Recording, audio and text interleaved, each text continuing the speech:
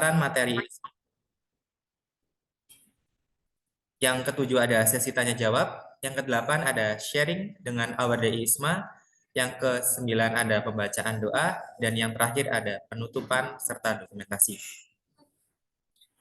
Memasuki acara yang pertama, yaitu pembukaan. Marilah kita buka acara pada pagi hari ini dengan mengucap basmalah bersama-sama. Bismillahirrahmanirrahim. Acara selanjutnya yaitu menyanyikan lagu Indonesia Raya. Kepada yang bertugas dipersilakan.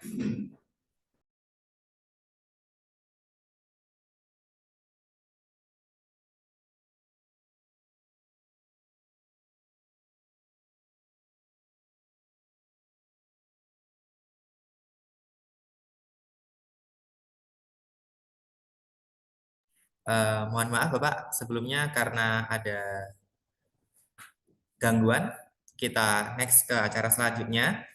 Acara yang kedua adalah sambutan dari Ketua Umum Mahasiswa Penggerak MBKM kepada Saudara Muftalifin. Waktu dan tempat kami persilakan.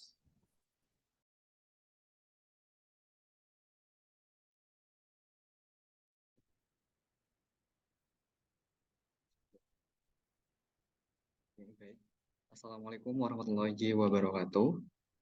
Salam Om Swastiastu, Namo Buddhaya, salam kebajikan. Yang terhormat pada Pak Halim selaku Ketua Tim Kerja Urusan Internasional Politeknik Negeri Madiun. Yang saya hormati juga kepada Mas Isa dan Mas Torik selaku Award ISMA 2022 University Malaysia Pahang.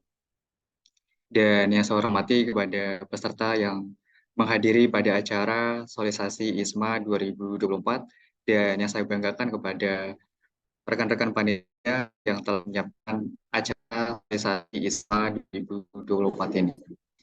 Puji syukur kehadirat Allah Subhanahu wa taala yang telah melimpahkan karunia-Nya sehingga kita dapat berkumpul dalam acara solisasi ISMA 2024 pada meeting ini pada pagi hari ini. Harapan saya diadakannya solisasi ISMA 2024 ini bisa menambahkan wawasan ke mahasiswa Politeknik Negeri Madiun bisa mengenal lebih jauh dari ISMA 2024 dan informasi ISMA 2024 ini dan bisa mengetahui lebih jauh dari ISMA dan bagaimana tips and triknya dari sharing-sharing bersama Sisa dan Mas Torik yang telah melaksanakan ISMA pada tahun 2022 di University Malaysia Pahang. Dan saya ucapkan terima kasih pada teman-teman media yang telah menyiapkan persiapan dari solisasi ISMA ini. Dari saya sendiri, jika selama kegiatan di solisasi ini ada kendala, dari saya minta maaf. Mungkin itu saja sambutan saya. Saya ucapkan terima kasih. Wabillahi taufiq wal hidayah. Wassalamualaikum warahmatullahi wabarakatuh. Waalaikumsalam warahmatullahi wabarakatuh. Terima kasih atas sambutannya, Saudara Muftalifin. Sambutan kedua akan dilakukan oleh Ketua Pelaksana Sosialisasi Program ISMA kepada Saudari Vina Pujiya Ningtyas. Waktu dan tempat kami persilakan. Baik, terima kasih. Apakah suara saya sudah terdengar? Assalamualaikum warahmatullahi wabarakatuh. Salam Om Swastiastu, Namo Buddhaya, salam kebajikan. Saya selaku Ketua Panitia yang terhormat Bapak Halim selaku Ketua Tim Penggerak di ISMA dan juga pada Mas Torik yang saya hormati ke Mas Torik dan juga Mas Hisan selaku Award ISMA 2022. Saya ucapkan terima kasih atas waktu yang telah diluangkan untuk mengikuti acara sosialisasi pada pagi hari ini dan kepada teman-teman panitia yang saya banggakan karena sudah menyiapkan acara sosialisasi ini dengan baik. Saya selaku Ketua Panitia meminta maaf apabila ada kekurangan dalam pelaksanaan acara pada pagi hari ini dan saya ucapkan terima kasih atas waktu yang telah diluangkan. Semoga acara sosialisasi hari ini bisa membantu teman-teman yang mau ikut join di ISMA 2024. Itu aja yang bisa saya sampaikan. Terima kasih. Wabillahi taufiq wal hidayah. Wassalamualaikum warahmatullahi wabarakatuh. Waalaikumsalam warahmatullahi wabarakatuh. Terima kasih atas sambutan yang telah diberikan. Memasuki acara selanjutnya, pemaparan materi beserta sambutan mengenai program IISMA Indonesia International Student Mobility Awards yang akan disampaikan oleh Bapak Halim Ahmad Faizi SPD MTesol selaku Ketua Tim Kerja Urusan Internasional Politeknik Negeri Madiun. Kepada Bapak Halim Ahmad Faizi SPD MTesol kami persilakan. Baik, terima kasih. Assalamualaikum warahmatullahi wabarakatuh. Oke, terima kasih atas kesempatannya teman-teman. Terima kasih juga untuk teman-teman panitia yang sudah meluangkan waktunya, meluangkan hari liburnya, gitu ya, merelakan hari liburnya untuk men-setup acara ini. Kemudian saya juga berterima kasih kepada Mas Ihsan, Mas Torik, yang di tengah kesibukannya untuk menyelesaikan tugas akhir juga masih mau menyempatkan waktunya untuk membantu adik-adiknya gitu ya supaya bisa mengikuti jejak kalian berdua. Mungkin nanti biar tidak terlalu panjang materinya, mungkin nanti saya akan menjelaskan tentang sosialisasi secara umum aja. Kemudian nanti Mas Ihsan sama Mas Torik mungkin karena sudah berpengalaman, mungkin bisa lebih banyak ngomong tentang praktik baik apa saja yang sudah pernah dilakukan sehingga sudah berhasil lolos ketika ikut ISMA ketika itu. Gitu ya. Nanti mungkin baru kalau mau ada sesi tanya jawab silahkan. Oke. Saya share screen sebentar ya. Oke, jadi sudah kelihatan ya gambarnya ya. Oke. Jadi sebenarnya ISMA-nya ini belum resmi dibuka, baru akan dibuka tanggal 23, 3 hari lagi. Insya Allah 3 hari lagi akan segera dibuka. Jadi kalau kalian cek di websitenya sebenarnya belum ada kolom untuk kalian mengisi data dan sebagainya, karena memang baru tanggal 23. Nanti insya Allah juga setelah tanggal 23 atau mungkin sebelumnya ya, akan ada kayak semacam BIMTEK atau mungkin buku panduan terkait detail cara mendaftarnya gitu ya. Jadi mungkin kita akan lebih banyak menyentuh yang general dulu, untuk yang detailnya nanti bisa kita bahas di akhir. Jadi ISMA 2024 ini seperti yang kalian tahu sebenarnya adalah lanjutan dari ISMA-ISMA sebelumnya, di mana kalian akan nanti mempunyai kesempatan untuk melakukan mobility. Mobility itu berarti pergerakan gitu ya. Artinya nanti bukan pertukaran. Kalau kayak PMM itu kan pertukaran ya. Ada yang inbound, ada yang outbound. Kalau ini bukan mobility. Jadi kalian akan digerakkan untuk bergerak atau untuk merasakan kuliah di kampus-kampus luar negeri. Nanti secara umum akan ada 2 skema, sarjana itu untuk yang universitas, sementara kita nanti akan fokusnya ke yang vokasi. Ya, nanti programnya akan berjalan sekitar 1 semester. 1 semester itu mungkin kalau di luar negeri biasanya sekitar 16 pertemuan, 16 sampai 18 pertemuan itu mungkin bisa 4 sampai ya mungkin maksimal 6 bulan. Gitu ya. Oke, sebentar. Kemudian, nah ini yang agak sedikit berbeda. Tahun lalu mungkin jalurnya cuma 2 ya. Ada yang reguler, lalu ada yang co-funding. Yang reguler itu ya yang selama ini kita tahu. Yang co-funding itu nanti akan ada pembagian. Nanti panitia ISMA-nya akan menanggung tuition fee, perkuliahan dan sebagainya. Nah, sementara kalian akan dibebankan biaya yang terkait pribadi, misalnya asuransi, biaya hidup dan sebagainya. Yang co-funding akan dibuka nanti. Jadi yang tanggal 23 ini hanya akan fokusnya ke reguler dan afirmasi. Co-fundingnya nanti setelah yang reguler dan afirmasi ditutup, baru akan dibuka yang co-funding. Gitu ya. Nah, yang beda sekarang tahun ini adalah afirmasi. Jadi ini seperti namanya ya, namanya beasiswa afirmasi itu dikhususkan untuk mahasiswa, ya ini poinnya di sini, yang berasal dari wilayah tertinggal, daerah 3T tersebut, yang mana kalau kalian tinggalnya di Madiun dan sekitarnya, sudah bisa dipastikan kalian tidak qualified untuk itu, ya.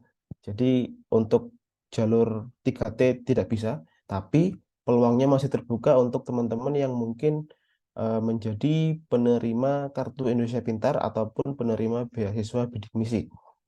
Jadi kalau teman-teman di sini ada yang penerima dua skema tersebut, ada peluang untuk mendaftar melalui jalur afirmasi, begitu ya.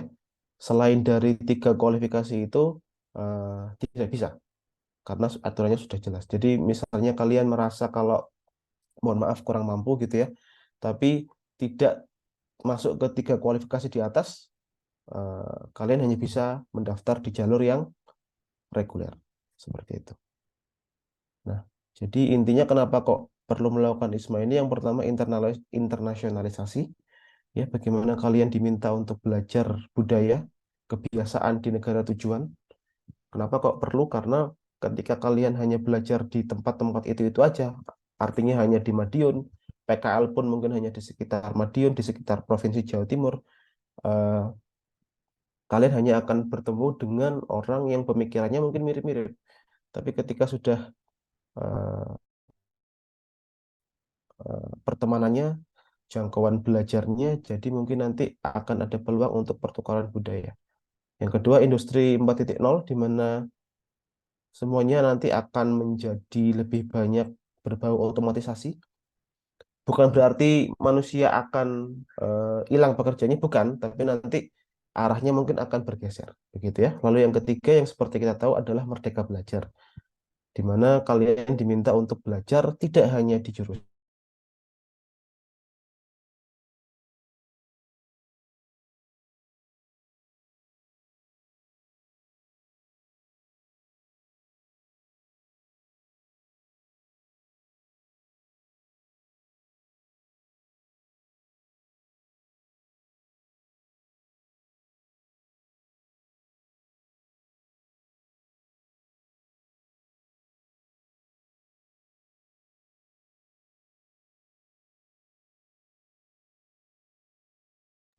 Izin Bapak untuk mic-nya di mute Bapak.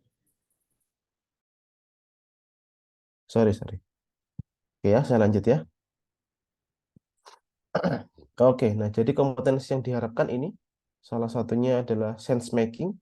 Bagaimana kalian bisa membuat sesuatu itu yang awalnya abstrak menjadi lebih konkret. Kemudian yang kedua adalah transdisciplinary. Jadi kalian diminta untuk belajar di luar dari prodi, tapi masih ada irisannya, begitu ya. Nggak yang beneran lepas dari jurusan kalian. Adaptive thinking and novel. Novel itu kebaruan. Jadi bagaimana kalian bisa beradaptasi dengan lingkungan yang baru dan juga beradaptasi dengan sesuatu yang baru. Social intelligence, media literacy, dan sebagainya. Nah, ini data mitra tahun lalu, tahun 2023, ada banyak. Dan kalau kalian lihat satu persatu juga banyak kampus-kampus yang besar, misalnya Yale, ya, Coventry, UCL, UCL itu di Inggris, atau University of Glasgow di Scotland, ya. Kemudian ada beberapa kampus juga di Eropa, misalnya Twente di Belanda.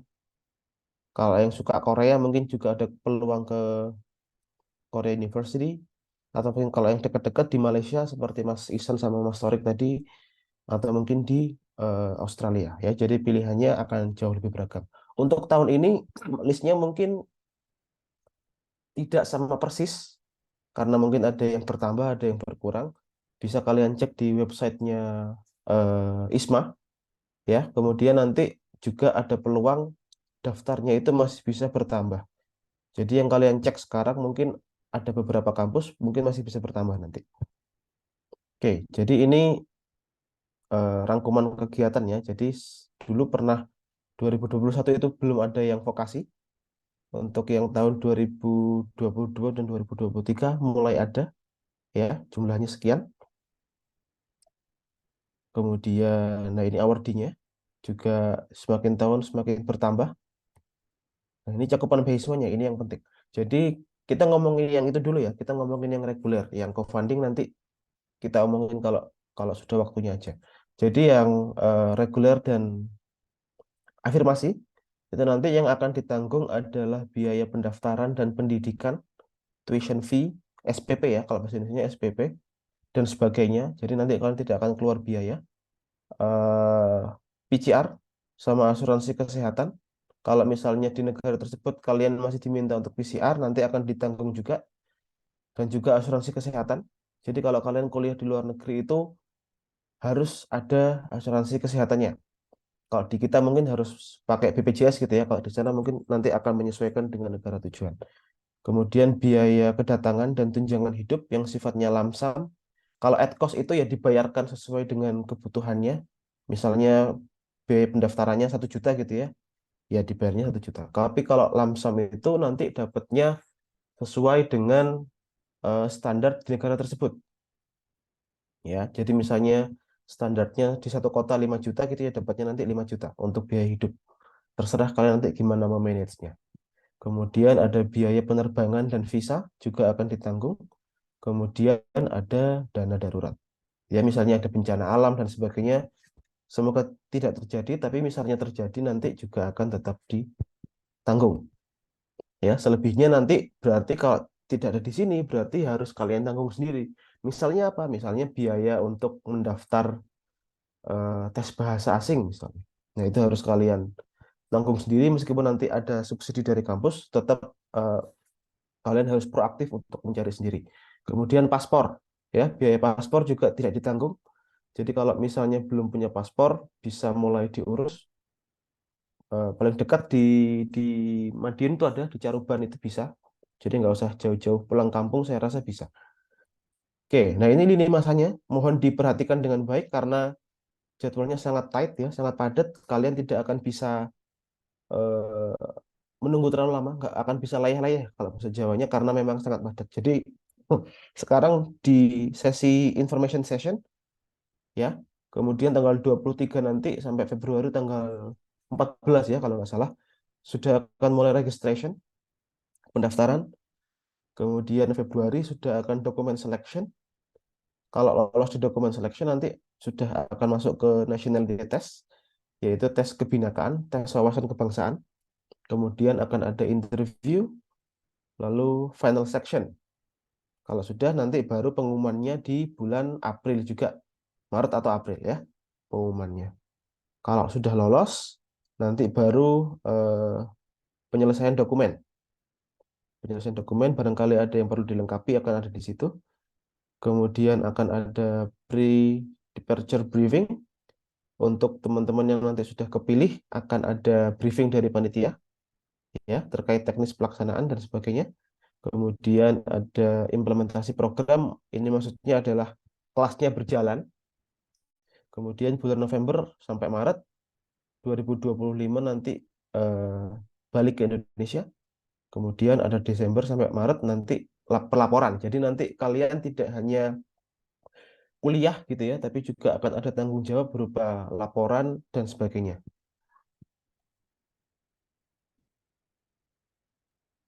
Oke, nah ini ketentuan umum juga harus diperhatikan.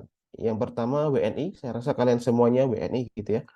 Kemudian yang kedua usianya maksimal 24 tahun pada 1 Juli 2024. Tidak bisa diganggu gugat ini ya. Yang ketiga mahasiswa aktif IPK-nya minimum 3 dari 4. Dibuktikan dengan transkrip akademik terbaru. Yang dimaksud IPK itu adalah indeks prestasi kumulatif. Artinya bukan hanya dari semester terakhir, tapi dari semester 1 sampai semester ketika kalian mendaftar. Kalau semester mendaftarnya semester 4 berarti kan transkripnya sampai semester 3 ya. Jadi semester 1 sampai 3 IPK-nya minimal 4. Transkrip juga bisa dilampirkan nanti, kemudian dinominasikan oleh wakil rektor bidang akademik dari Wadir 1. Jadi nanti ketika teman-teman ingin mendaftar, teman-teman akan butuh persetujuan dari wakil direktur bidang akademik dari Pak Yosi. Ya, Wadir 1. Kalau Pak Yosi sudah memberikan ACC, kasarnya seperti itu, baru teman-teman bisa mendaftar. Dan ini dilampirkan di di platform pendaftaran. Jadi teman-teman tidak bisa hanya mendaftar tanpa campur tangan kampus, tidak bisa. Harus melibatkan kampus. Detailnya gimana nanti saya jelaskan di akhir ya. Kemudian tidak pernah mengambil cuti semester selama berkuliah. Kalau teman-teman pernah cuti, mohon maaf tidak bisa mendaftar di program ini. Kemudian tidak mengikuti program kampus merdeka lainnya selama mengikuti ISMA. Jadi misalnya ISMA ini kan pendaftarannya semester 4 atau semester 6 ya. Kemudian berangkatnya 1 semester setelahnya. Jadi ketika di semester tersebut kalian berkomitmen ikut ISMA, tidak boleh ikut program ISMA yang lain. Kalau ikut gimana Pak? Ya terpaksa harus milih. Kalau ikut ada 2 misalnya ISMA sama PMM gitu ya, atau MSIB. Saya keterima dua-duanya Pak. Ikut yang mana? Ya harus memilih. Satu, karena tidak mungkin kalian bisa ikut dua-duanya. Tidak akan bisa fokus saya yakin. Yang kedua, nanti akan ada peluang untuk double funding. Jadi satu orang bisa mendapatkan 2 pembiayaan. Satu, nanti akan redundant ya. Jadi 2 hal yang sama dalam satu kesempatan redundant. Yang kedua, tidak fair untuk teman-teman yang lain. Jadi kalau sudah daftar satu, ya fokus di situ. Yang lain biar didaftar sama teman-teman kalian yang lain. Kalau semuanya kalian ambil ya rakus itu namanya ya. Tidak akan bisa berbagi dengan yang lain. Kemudian yang ketujuh, tidak pernah mengikuti lebih dari 1 program kampus merdeka sebelum daftar ISMA. Ini maksudnya yang flagship ya, kayak PMM, terus kemudian MSIB gitu. Kalau sudah pernah ikut sekali, misalnya semester lalu ikut MSIB misalnya, masih boleh ikut ISMA. Tapi kalau sudah ikut MSIB, sudah ikut MM, kemudian semester depan sepertinya tidak ada ISMA lagi yang ingin diikuti, tidak ada program MBKM lagi terus pengen ikut ISMA, itu nggak bisa. Ya, kalau sudah 2, ya sudah. Sama kayak tadi dasarnya. Kalau sudah pernah ikut 2, kita berbagi dengan yang lain. Kemudian yang ke-8, tidak menerima biaya hidup atau tunjangan hidup dari Kemendikbudristek dan LPDP dan program lainnya. Jadi misalnya teman-teman nanti sebelumnya ikut afirmasi gitu ya. Tapi nanti akan ada info lagi.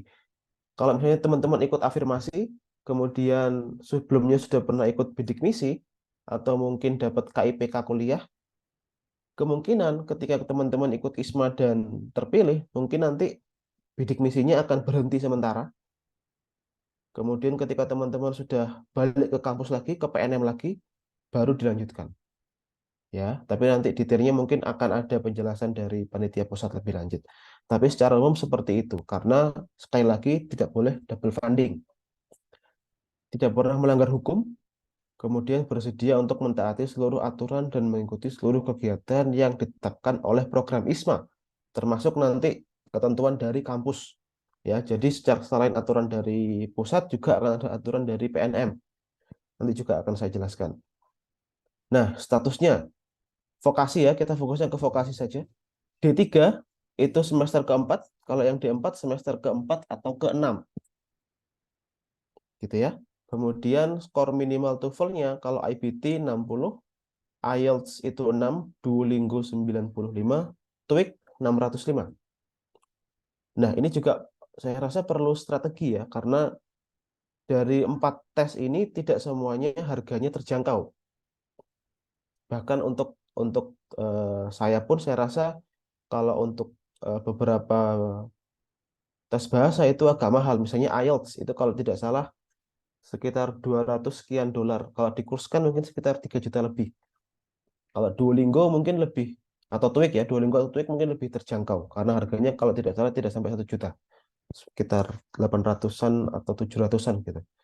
Kalau misalnya bisa dua-duanya, misalnya IELTS atau Duolingo, saran saya mending cari yang lebih terjangkau karena toh juga nanti dampaknya atau efeknya sama gitu ya. Jadi kita harus berstrategi. Yang kedua, Duolingo itu juga setahu saya ada beberapa yang bisa internet based dan hasilnya lebih cepat keluar. Jadi karena kita diburu waktu, kalian harus pintar-pintar mencari tes yang tanggalnya tidak melebihi waktu pendaftaran.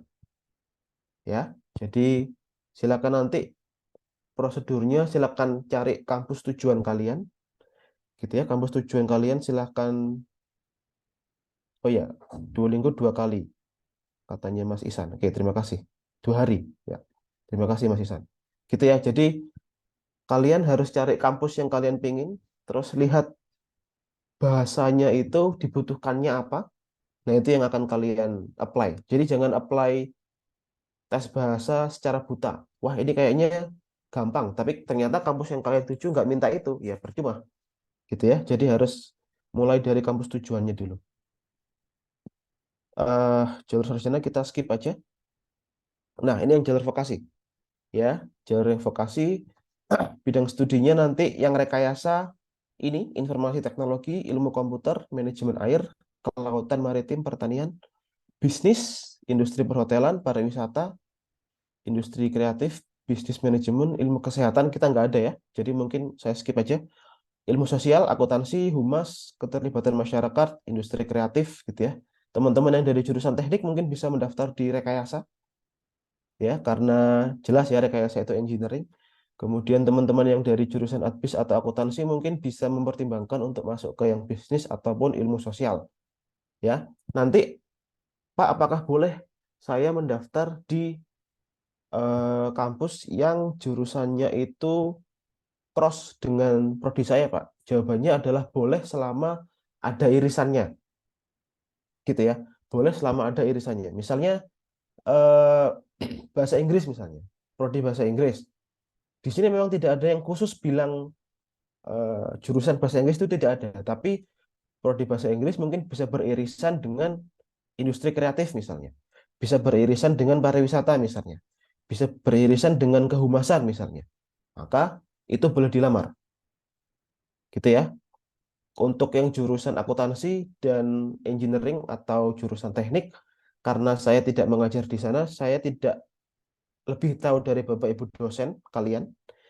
Jadi mohon secara intens berkomunikasi, ngobrol dengan Bapak Ibu dosen, kira-kira dari sekian banyak prodi ini yang ditawarkan atau jurusan yang ditawarkan, kira-kira mana yang masih ada irisannya dengan prodi kalian.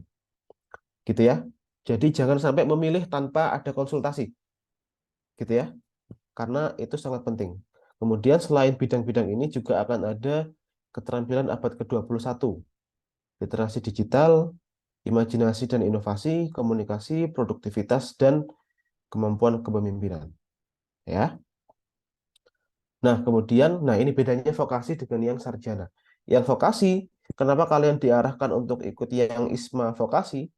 Karena ketika kalian mendaftar di vokasi, tidak hanya nanti klasikal kelas. Kalau yang undergraduate mungkin lebih banyak yang classical class ya. Kalian datang ke kelas, lecturing base, kemudian pulang gitu. Tapi kalau yang vokasi ada working with or in industry, ada industrial visit ya, berkunjung ke industri, ada project based, kemudian ada industrial skill based atau certification. Jadi dari kurikulumnya sudah kelihatan ketika kalian mendaftar yang vokasi, kalian tidak hanya belajar di kelas, tapi juga akan keluar kelas. Gitu ya. Jadi daftarnya yang vokasi saja. Nanti ketika kalian mendaftar juga akan ada biasanya setiap kampus itu ada 4 sampai 6 mata kuliah yang ditawarkan. Kalian bisa memilih 3 sampai 4 ya. Jadi 3 sampai 4 mata kuliah nggak bisa semuanya. Ini contohnya di Haag University of Applied Sciences di Belanda. Mungkin yang engineering ya bisa mengambil robot praktikum, automation, project based assignment with industry, kemudian industrial visits. Kalau yang Coventry misalnya ada problem solving skills, communication and pitching for business, industrial report writing, team working skills, Pride of Britain, company visits, and then global leaders program. Ya, jadi nanti ketika mendaftar di kampus pasti ada pilihannya, gitu ya. Oke. Nah, ini websitenya ISMA. Untuk saat ini saya rasa informasinya belum sampai teknis pendaftarannya, baru sampai informasi kampusnya seperti apa.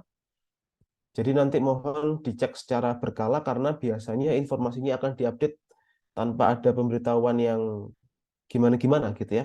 Kalau akan ketinggalan informasi. Jadi mohon ya mungkin seminggu sekali, sorry bukan seminggu sekali ya, sehari sekali gitu update ya, ngecek, atau mungkin kalau misalnya ada grup WhatsApp teman-teman yang sama-sama mendaftar, saling mengingatkan. Karena beasiswa, bukan beasiswa ya, program seperti ISMA ini yang diukur bukan hanya pinter. Kalau pinter ya semua dari kalian saya yakin pinter. Tapi ketekunan, ketelitian, kemudian kemampuan untuk mencerna informasi itu yang akan membedakan kalian dengan calon awardee yang lain. Jadi mohon benar-benar diperhatikan persyaratannya, benar-benar disiapkan, jangan sistem kebut semalam, terutama untuk bikin esai dan tes bahasanya. Jadi mohon dipersiapkan dengan baik, termasuk nanti ketika misalnya ada informasi mohon saling berbagi. Karena itu tadi kita kalau misalnya belajarnya bareng-bareng akan lebih jauh jalannya ya. Itu aja mungkin. Selebihnya kalau ada pertanyaan mungkin nanti bisa ditanyakan. Saya serahkan ke panitia apakah tanya jawab dulu atau nunggu Mas Ihsan sama Mas Tarik untuk menjelaskan. Baru pertanyaan saya serahkan ke panitia. Terima kasih. Baik, terima kasih Bapak atas pemaparan materi tentang program ISMA. Mungkin langsung sesi tanya jawab aja Bapak. Untuk rekan-rekan yang ingin bertanya seputar program ISMA, kami persilahkan menggunakan fitur raise hand atau bisa langsung di kolom chat Zoom.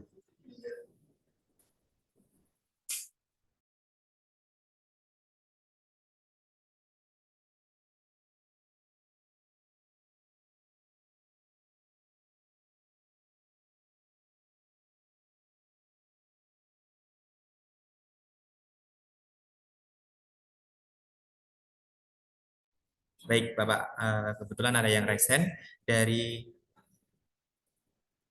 Mas Samuel Giovanni. Kami persilakan.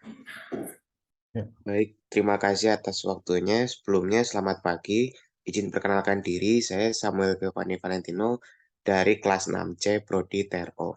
Izin bertanya, tadi kan Bapak telah menjelaskan bahwa untuk persyaratannya itu harus menerima persetujuan dari Wadir 1. Nah, itu yang saya ingin bertanya itu prosesnya itu seperti apa ya Pak untuk bisa mendapat persetujuan dari Wadir 1? Sebelumnya, Ya, terima kasih Pak. oke. Ini saya jawab langsung atau masih ditampung dulu? Bisa langsung dijawab, Pak. Oke. Oke, terima kasih Mas Samuel ya. Bagus pertanyaannya. Jadi nanti seperti ini. Nanti akan ada form. Nanti mungkin saya akan bagikan lewat panitia setelah sesi acara. Form itu nanti harus kalian isi, ya. Harus kalian isi. Kemudian di sana akan ada tanda tangan dari Kaprodi. Tujuannya apa? Tujuannya adalah kami inginnya ketika kalian mendaftar, Prodi itu sudah tahu kalau kalian mendaftar. Itu satu. Yang kedua, ini adalah kesempatan kalian untuk konsultasi dengan Bapak Ibu di Prodi terkait kesesuaian antara jurusan atau kampus yang akan kalian lamar dengan prodi kalian saat ini. Jadi gunakan momen untuk minta surat persetujuan itu untuk konsultasi. Kemudian kalau sudah nanti akan diupload di link yang akan juga diberikan. Dari data tersebut baru nanti dari kami, dari saya, dari kampus yang akan mengurus ke Wadir 1. Jadi alurnya seperti itu. Ada form, kalian harus mengisi, konsultasi dan sebagainya, diupload. Data tersebut yang akan kami jadikan patokan untuk memintakan surat rekomendasi. Jadi nggak kalian datang satu-satu gitu nggak. Nanti akan ruwet nanti. Jadi nanti biar alurnya jelas seperti itu. Kemudian yang kedua, sebenarnya ISMA nggak cuma ISMA ya, semua MBKM itu keputusan sebenarnya ada di prodi masing-masing. Yang memutuskan apakah kalian boleh berangkat atau tidak, kemudian programnya linear dengan kurikulum di prodi atau tidak, itu adalah prodi, ya, Kaprodi dan jurusan. Jadi mohon ketika kalian menyertakan surat ini beneran kalian ngobrol, jangan hanya Pak minta tanda tangan untuk keperluan ISMA, jangan seperti itu. Ya, takutnya nanti kalau misalnya Bapak Ibu dosen tidak aware dengan tersebut, kalian terlanjur terlanjur mendaftar dan sebagainya, terlanjur keluar uang untuk ikut tes bahasa dan sebagainya, ternyata di akhir ternyata nggak linear atau mungkin nggak disetujui oleh kampus, nanti yang rugi kalian sendiri. Gitu ya. Jadi mohon konsultasikan. Kemudian nanti kalau ada pertanyaan terkait detail, misalnya kan ditanya, jadi jangan datang ke Bapak Ibu dosen dengan kosongan gitu. Pak, saya mau daftar di Konventri gitu. Jangan seperti itu. Ya, datang dengan membawa sesuatu. Misalnya kalian sudah browsing di website kampusnya, browsing di ISMA-nya, kira-kira Coventry itu kurikulumnya seperti apa. Nah, ketika tanya minta tanda tangan, itu dibawa. Ini Pak, kurikulumnya seperti ini. Nyambung atau tidak ya Pak dengan prodi kita gitu. Kalau oh ya nyambung, pasti Bapak Ibu dosen tidak akan keberatan memberikan tanda tangan. Jadi seperti itu ya Mas Samuel ya. Semoga terjawab. Nanti detailnya mungkin akan saya berikan linknya dan sebagainya ke panitia. Baik, Pak. Terima kasih, Pak. Baik, terima kasih Bapak atas jawabannya. Jadi untuk rekan-rekan yang ingin eh, mendapatkan surat dari Wadir 1 bisa konsultasi terlebih dahulu dengan kaprodi masing-masing. Selanjutnya mungkin dari teman-teman yang ingin bertanya bisa raise hand atau di kolom chat komentar.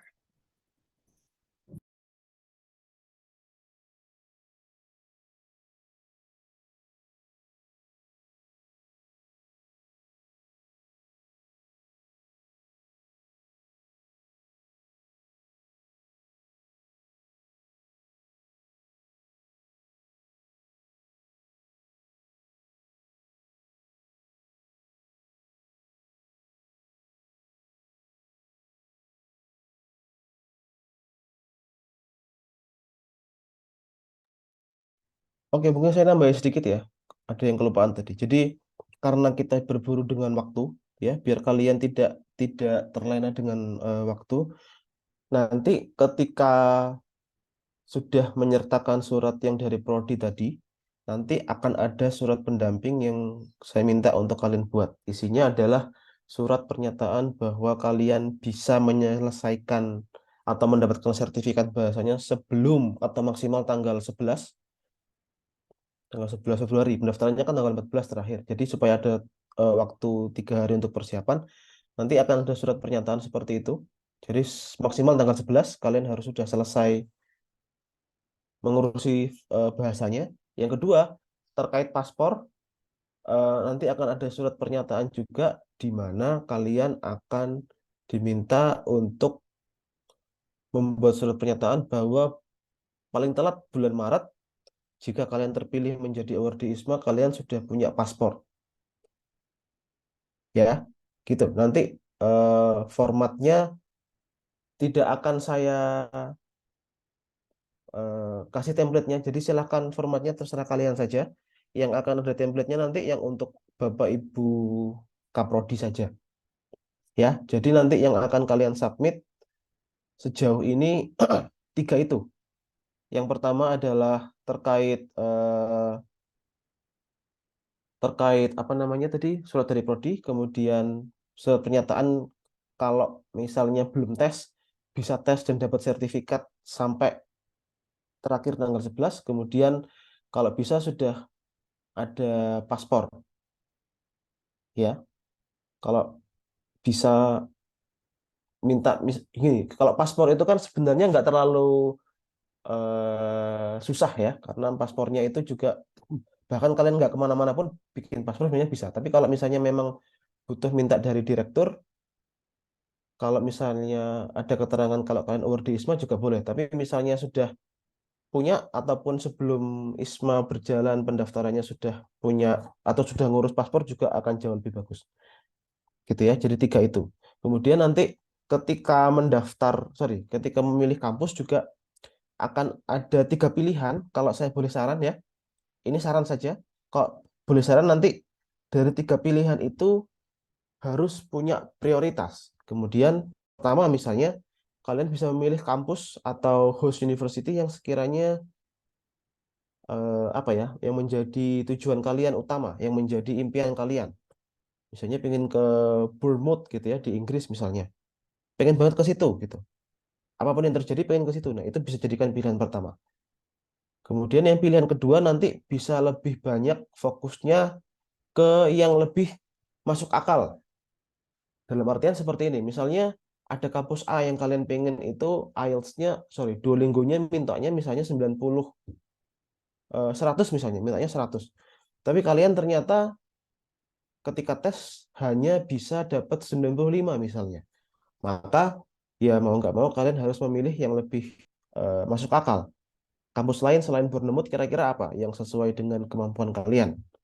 Itu untuk pilihan yang kedua. Untuk pilihan yang ketiga, biasanya saya sarankan bisa minta pendapat ke Bapak Ibu dosen. Ya, ngobrol dengan Bapak Ibu dosen, tidak harus kaprodi. Kira-kira Pak, Bu, eh, kalau saya daftar ke ISMA, kira-kira kampus yang sesuai yang mana ya Pak? Ya, kasih tunjuk kurikulumnya, kasih tunjuk program studinya, jurusannya. Nanti Bapak Ibu dosen yang akan membantu kalian untuk memilih kira-kira kampusnya yang mana. Jadi pilihan satu itu yang kalian pengen benar-benar, yang kedua itu yang lebih logis, yang lebih reachable, yang lebih bisa terjangkau gitu ya. Kemudian yang ketiga yang disarankan oleh Bapak dan Ibu dosen. Harapannya nanti ketika strateginya seperti itu, kalau meleset di satu, mudah-mudahan masih bisa tertampung di dua, tiga, dan sebagainya. Begitu ya. Semoga membantu. Baik Bapak, terima kasih atas tambahannya. Mungkin dari tambahan dari Mas Muhammad Ihsanur untuk password ada surat pengantar dari direktur dan melampirkan surat keterangan dari ISMA terlebih dahulu Pak. Mungkin dari rekan-rekan ada yang ingin ditanyakan lagi mengenai program ISMA, bisa raise hand atau di kolom komentar.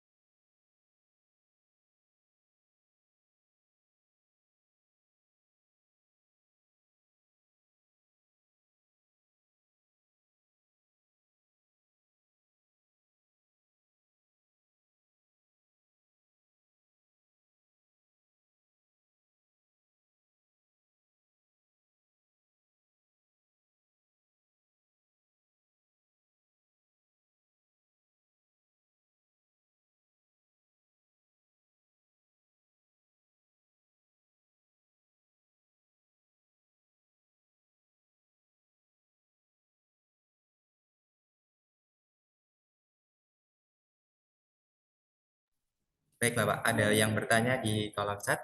Bapak izin bertanya dari Natania Yosi. Bapak izin bertanya terkait transkrip nilai dengan bahasa Inggris itu bagaimana ya Bapak? Ya, oke. Thank you, Yosi. Jadi, eh, ijazah kakak tingkat kalian itu kalau tidak salah sudah ada versi bahasa Inggrisnya, gitu ya. Tapi kan kita nggak bisa minta transkrip kalau kita belum lulus gitu ya. Jadi nanti transkrip itu akan bisa kami bantu untuk uruskan ke wakil direktur ketika memang kalian itu tadi. Jadi ketika sudah ada surat dari prodi dan sebagainya, sesuatu yang tidak bisa kalian urus sendiri akan kami bantu terkait transkrip salah satunya. Jadi insya Allah untuk hal tersebut tidak perlu dikhawatirkan ya, akan ada solusinya pasti. Baik, terima kasih Bapak. Untuk rekan-rekan, apakah ada yang ditanyakan kembali? Jikalau sudah cukup, kami lanjutkan dari sesi sharing session dengan narasumber kita pada hari ini.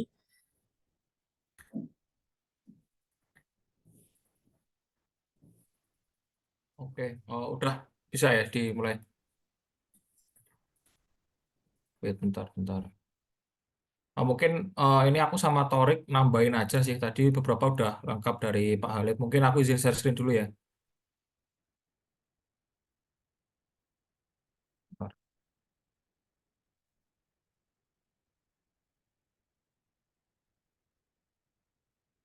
Ini mungkin kayak data ya, data tahun kemarin. Ini persebarannya ada 2.200 pendaftar. Terus yang disubmit ada 1.400. Jadi secara legal ini tahun kemarin yang daftar ada 1.400. ada 2.200, yang disubmit itu 1.400 yang disubmit tok, yang sisanya mungkin ya nggak disubmit gitulah atau lupa kadang.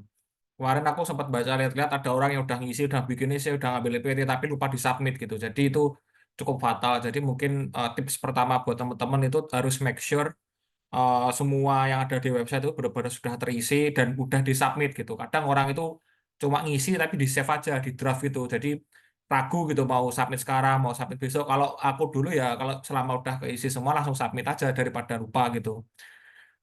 Jadi ini ada 1.400 yang submit. Terus yang paling banyak dari Jawa Barat. Nah ini yang paling banyak tahun kemarin itu dari Polinema. Kalau tahunku itu paling banyak dari UGM. Terus ini dari UI. Sayang sekali mungkin tahun kemarin yang 2023 dari PNM belum ada. Karena waktu itu nggak ada sharing sessionnya juga ya. Jadi mungkin teman-teman nggak tahu terkait hal ini gitu. Ini datanya. Terus ini untuk main campus selection sama second campus selection ini maksudnya misal ini Coventry University, berarti di sini ada 147 orang yang daftar Coventry University yang menaruh Coventry University sebagai pilihan pertamanya. Terus di sini second campus selection ya kebalikannya. Berarti di sini kalau ada Asia University 59, berarti ada 59 orang yang naruh Asia University ini sebagai pilihan kedua. Jadi ini yang paling kalau mau lihat favorit ya. Kalau Coventry ini dari tahunku itu udah favorit karena kemarin itu angkatanku sama angkatan bawah itu dia cukup banyak ngambilnya sekitar 40-50 anak. Sedangkan kampusku yang sama Torik itu cuma 8 ngambilnya. Jadi dia ngambilnya banyak terus programnya juga banyak juga kebetulan. Jadi mungkin favorit. Terus ini mungkin beberapa kegiatanku kemarin sama Torik ini kalau perkara jurusan ya mungkin tadi sedikit menambahkan kan kami rekayasa engineering gitu. Jadi nanti dari pihak ISMA itu nganggapnya kita tuh ya kita dari rekayasa atau engineering. Jadi nanti mungkin teman-teman bisa jelasin mungkin di CV kalian atau waktu wawancara. Jadi nanti waktu wawancara ditanyain kadang itu dari jurusannya apa gitu. Kebetulan Mas Torik dulu jurusannya mesin dan otomotif, mekanikal otomotif ya Mas Torik ya. Mekanikal otomotif. Terus saya ini masuknya manufaktur kemarin karena saya teknik perkeretaapian. Mungkin Mas Sorik ada yang mau ditambahkan, Mas, terkait ini? Tes. Suaraku masuk Kak, Mas? Masuk, masuk. Oke. Iya, jadi yang gambar pojok kiri itu ya biasa kan lagi presentasi. Itu kebetulan aku ambil mata kuliahnya ada 4, ada servis mobil listrik, servis mobil hybrid, terus pembakaran dalam, sama satunya uh, technopreneurship, jadi entrepreneur tapi untuk yang eh, teknik gitu. Kalau yang pojok kanan bawah itu waktu lagi pakai mobil listrik lah kan pakai itu insulation glove itu sih. Jadi ya kebetulan mungkin kasus kayak aku jarang ya yang dari otomotif terus ke ISMA-nya itu nerimanya otomotif lagi. Biasanya masih kayak sekedar ada apa namanya sekedar relevan gitu kayak Mas Ihsan kan teknik perkeretaapian kan kebetulan di UMP itu nggak ada perkeretaapian makanya dia ditaruh di manufaktur karena kan memang dari mata kuliah kan Mas Ihsan kan sangat-sangat menitik beratkan ke manufaktur. Jadi ya memang sih ketika daftar kan kita milih kita mau kemana. Tapi kebetulan kayak aku sama Mas Ihsan itu, Mas Ihsan awakmu pilihan ketiga nggak UMP ya? Ya, jadi aku sama Torek ini di UMP ini bukan kami yang milih tapi ISMA. Jadi mungkin kemarin ini itu ada gosipnya kayak high potensial calon awardees gitu lah. Ibaratnya yang daftar ini ada yang masih berpotensi gitu. Tapi karena ini yang daftar-daftar ini pilihan kampusnya ini udah penuh, jadi dilempar ke pilihan lain gitu. Jadi waktu itu aku sama Torek sebenarnya kita berdua tidak memilih UMPSA tapi dari apa namanya pihak panitia ISMA itu mencarikan tempat yang terbaik gitu. Kayak aku kan tadi udah bilang aku dari kereta api terus kemudian cocoknya manufaktur. Dan kebetulan UMP ini punya nih manufaktur. Akhirnya kita ke UMP pun halnya Mas Torik itu juga dia kan teknik otomotif ya, terus diterima di UMP juga otomotif. Jadi eh, tetap kalian itu ketika seleksi itu tetap tunjukkan diri kalian yang terbaik aja lah. Itu pasti pihak ISMA bakal menilai gitu, menilai tiap individu gitu. Jadi nantinya mereka tetap melihatnya individu. Jadi mereka kalau misalnya lihat oh ini orang masih berpotensi itu tetap keterima ya, walaupun mungkin kadang tidak di pilihannya gitu. Itu pengalamanku sama Storik sih dulu kemarin. Ya, karena ini memang kan pendaftarnya benar-benar luar biasa lah. Aku sama Mas Ihsan di tahun 2022, yang mana vokasi masih angkatan pertama aja itu pendaftarnya 2 sampai 3 kali lipat dari kuota gitu. Sedangkan kan kita berkompetisi satu Indonesia lah ya kan. Ya namanya kampus kan pasti punya, masing-masing kampus punya daya tampung terbatas. Kayak tadi kan dikasih data, misalnya dia menampung 10 dan yang daftar 30, ya memang mau tidak mau yang 20 ini harus dipindahkan ke yang lain. Nah, namun dari 20 ini kan juga masih di ranking lagi, seperti kata Mas Isan, kalau kalian mampu menunjukkan kalian punya potensi, ya masih bisa diberikan kesempatan di kampus yang lain, yang ya pastinya kampus lain juga nggak ada yang jelek gitu. Eh, Balik lagi ke mungkin ya ke apakah masih mau inilah mau opportunity ini gitu, karena kan ke luar negeri itu udah sulit, apalagi ke luar negeri dan dibiayai negara kan mungkin makin sulit lah. Chance-nya ini sangat-sangat kecil. Kalau aku sama Mas Isan masih menerima dengan tangan terbuka, walaupun tidak, pastinya tidak sesuai dengan rencana awal, tapi kan yang tujuan utama kami satu, bisa ke bisa keterima ISMA-nya, dan yang kedua untuk menambah wawasan dan edukasi aja sih. Itu dari aku, Mas Isan, monggo dilanjut. Ya, tentunya apa namanya kampus-kampus yang mitranya saya sama ISMA ini mostly mereka tuh terbaik lah di bidangnya. Nanti saya akan kasih tunjukkan beberapa mitra ISMA baru, mitra potensial gitu. Dan aku pun juga baru sadar gitu ketika sudah keterima. Awalnya saya nggak daftar gitu, Universitas Malaysia Pahang, dan baru tahu gitu kan. Akhirnya coba searching, ternyata ini kampus bagus gitu. Dan ketika sampai sana itu bener-bener, walaupun kampusnya di tengah apa namanya hutan gitu, tapi mereka apa namanya fasilitasnya tuh cukup mumpuni. Kayak ini beberapa kelas itu kemarin mereka aja si NC itu udah punya yang multi aksis, dan itu nggak cuma satu tapi ada 4 atau 6 gitu jejer-jejer. Jadi kayak sudah tinggal milih. Dan di Malaysia tuh apa ya mungkin egaliter ya. Jadi kayak eh, sama yang lebih tua tuh agak nyantai. Jadi kita kalau misalnya mau ke lab mau ada proyek ya kita tinggal datang aja gitu ke lab. Tinggal mau pakai alatnya tinggal pakai aja, bilang aja nanti kalau ada anu misalnya mau riset atau mau anu. Jadi bener-bener bebas itu pakai fasilitasnya, dan itu cukup lengkap fasilitasnya di sana itu. Jadi kita tinggal pakai, apalagi kalau kalian semester 7 berangkatnya. Bakal lebih bagus kalau kalian punya TA, dan TA kalian kalian bawa ke sana. Sebenarnya kemarin saya ditawarin gitu. eh, Mas ini mau nggak kamu skripsian di sini? Jadi kamu nanti nggak usah balik ke Indonesia, tapi semester 8-mu di sini aja saya skripsi di sini. Tapi waktu itu karena saya sudah punya judul dan skripsi saya tim, jadi saya nggak bisa gitu melanjutin di sana. Sebenarnya udah ditawarin sama salah satu dosen di sana gitu. Itu cukup lumayan gitu kalau misalnya kampusnya itu bisa mengakomodir. Oh ya, tadi juga nambahin Mas Torik, tahun kita tuh 1.400 ya yang keterima. Untuk vokasi 700, 700 yang sarjana 1.400. Nah, teman-teman ini mungkin sekedar info aja, tahun depan itu dengar-dengar kuotanya tuh naik 2 kali lipat. Jadi mereka ISMA itu bakal naikin yang rata-rata setiap tahun tuh 2.000 itu jadi 3.000. Hampir 3.000, hampir 4.000 lah.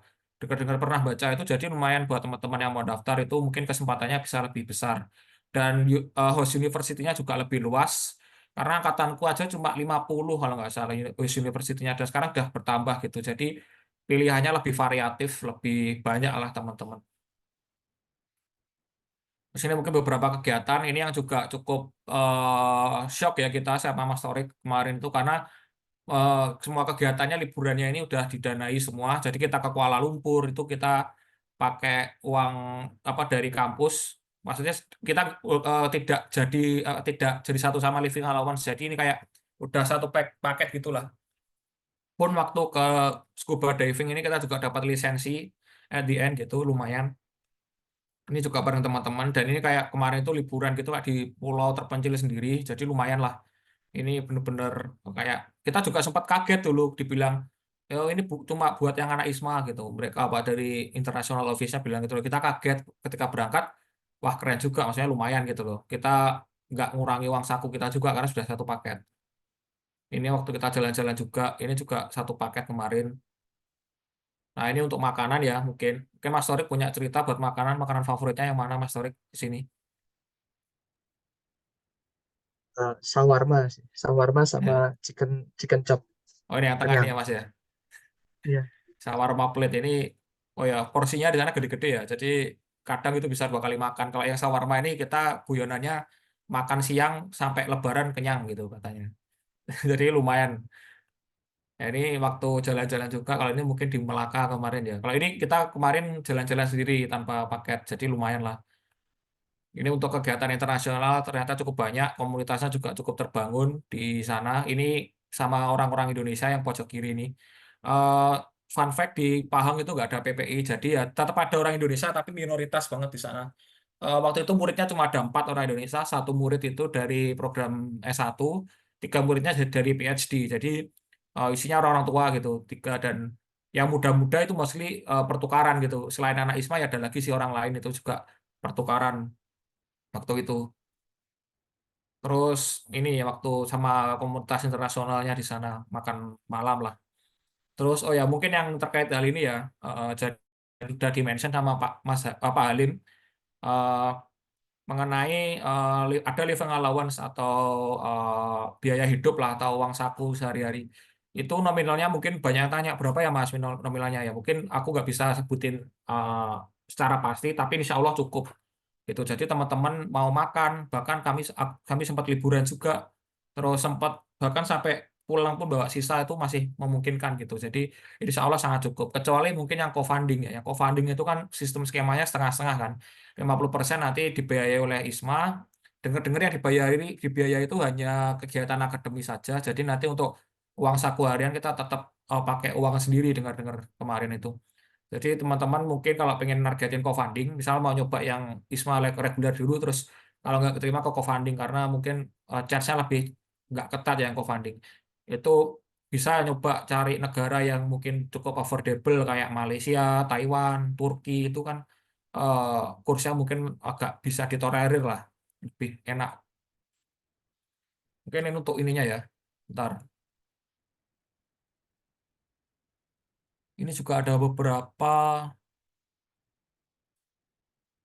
Nah ini mungkin beberapa mitra strategis, ada beberapa yang baru mungkin seperti Cornell University, Ivy League juga di US. Ini top 8 Australia juga masuk semua di sini dari Monash sampai Western Australia. Terus ini ada top 1 Belarusia, top 1 Belgia. Jadi yang seperti tadi di mention Mas Tori sama saya, mitra-mitranya UFA, mitra-mitranya ISMA ini yang pasti pasti yang terbaik lah ibaratnya. Karena ya secara mostly ya negara-negara yang kita kunjung itu biasanya lebih maju gitu daripada Indonesia. Pun Malaysia pun sendiri ya sebenarnya lebih maju gitu. Kayak University Malaya ini kan 100 besar dunia ketika dilihat secara ranking. Terus ada juga di sini kalau teman-teman yang Korea ada Seoul National University ini teman-teman kalau suka Korea bisa ke SNU. Ini juga terkenal sih SNU ini udah mulai buka. Anu, ini juga dari Thailand, top 1 semua kan ini. Bahkan di Singapura ada NUS juga ini top 10 dunia kayaknya.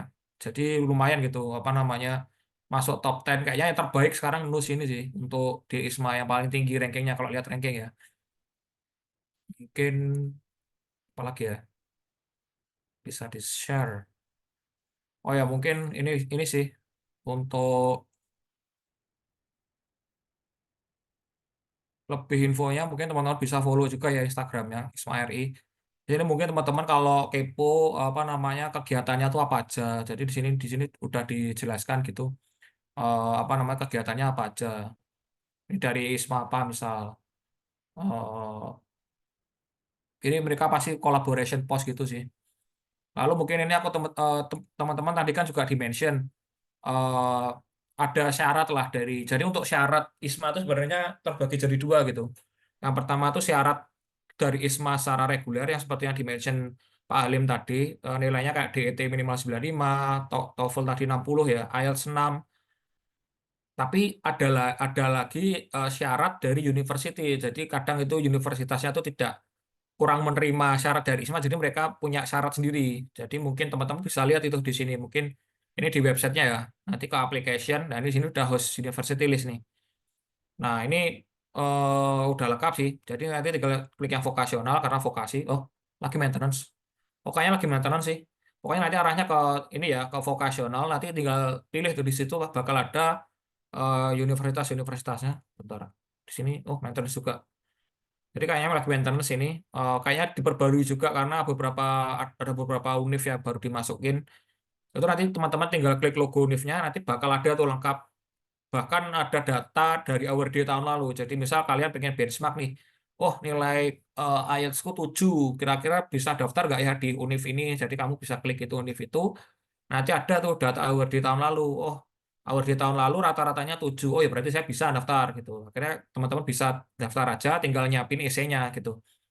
Terus untuk masalah essay dan sebagainya, insya Allah nanti mungkin kalau teman-teman yang berminat daftar, mungkin bisa dari tim MPMBKM atau mungkin dari pihak KUI mungkin bisa dikumpulkan aja ya nanti. Mungkin saya sama Tori mungkin bisa bantu ya Mas ya. Tori untuk persiapan essay terutama nanti kan sebenarnya secara mayoritas tesnya cuma 2. Eh, administrasi yang mana ada IC sama IPT sama wawancara aja. Sebenarnya ada satu lagi tes kebangsaan tapi sebenarnya itu eh, formalitas lah lebihnya. Mungkin Mas Torik ada ditambahkan Mas?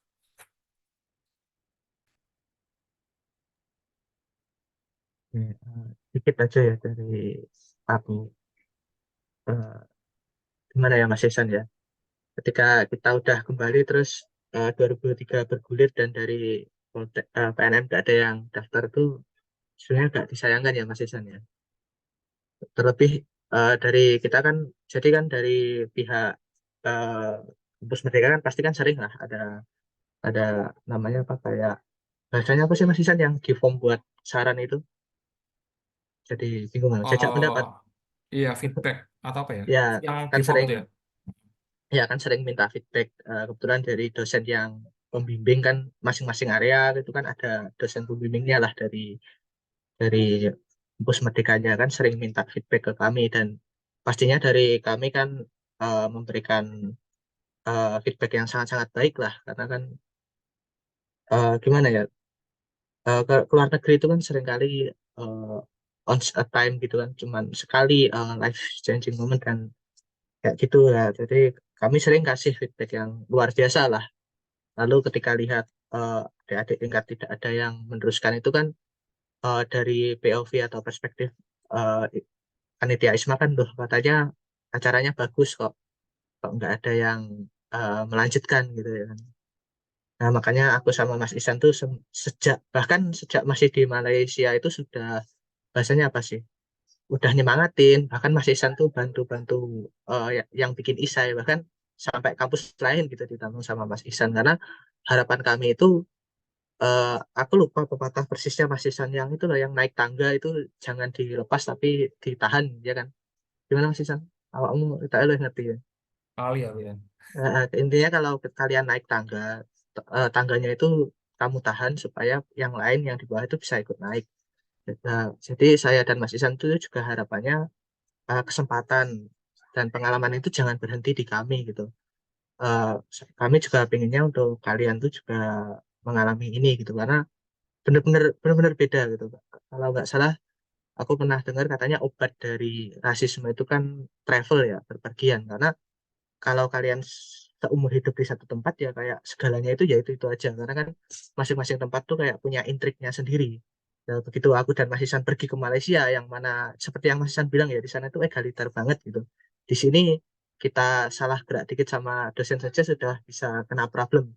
Di sana itu dosen besar aja dicengin gitu. Mas Isan, iya sing dosen besar itu sing awakmu sing lagi Oh ya, bakar-bakar, tolong iya diceritakan. sih di sana ya itu egaliter ya walaupun secara wajah sama secara bahasa mungkin agak mirip. Itu dosen itu cukup enak gitu untuk diajak bercanda gitu. Mungkin dari Pak Alim juga pernah merasakan waktu kuliah dulu, yaitu eh, contohnya waktu farewell dulu saya sempat farewell kan kayak udah perpisahan gitu terus sama teman-teman kelas juga ngundang dosen gitu. Dan mayoritas dosen tuh datang gitu, cuma 2 ya gak datang dan salah satunya itu ya guru besar gitu, udah tua kayaknya umur 50-an lebih.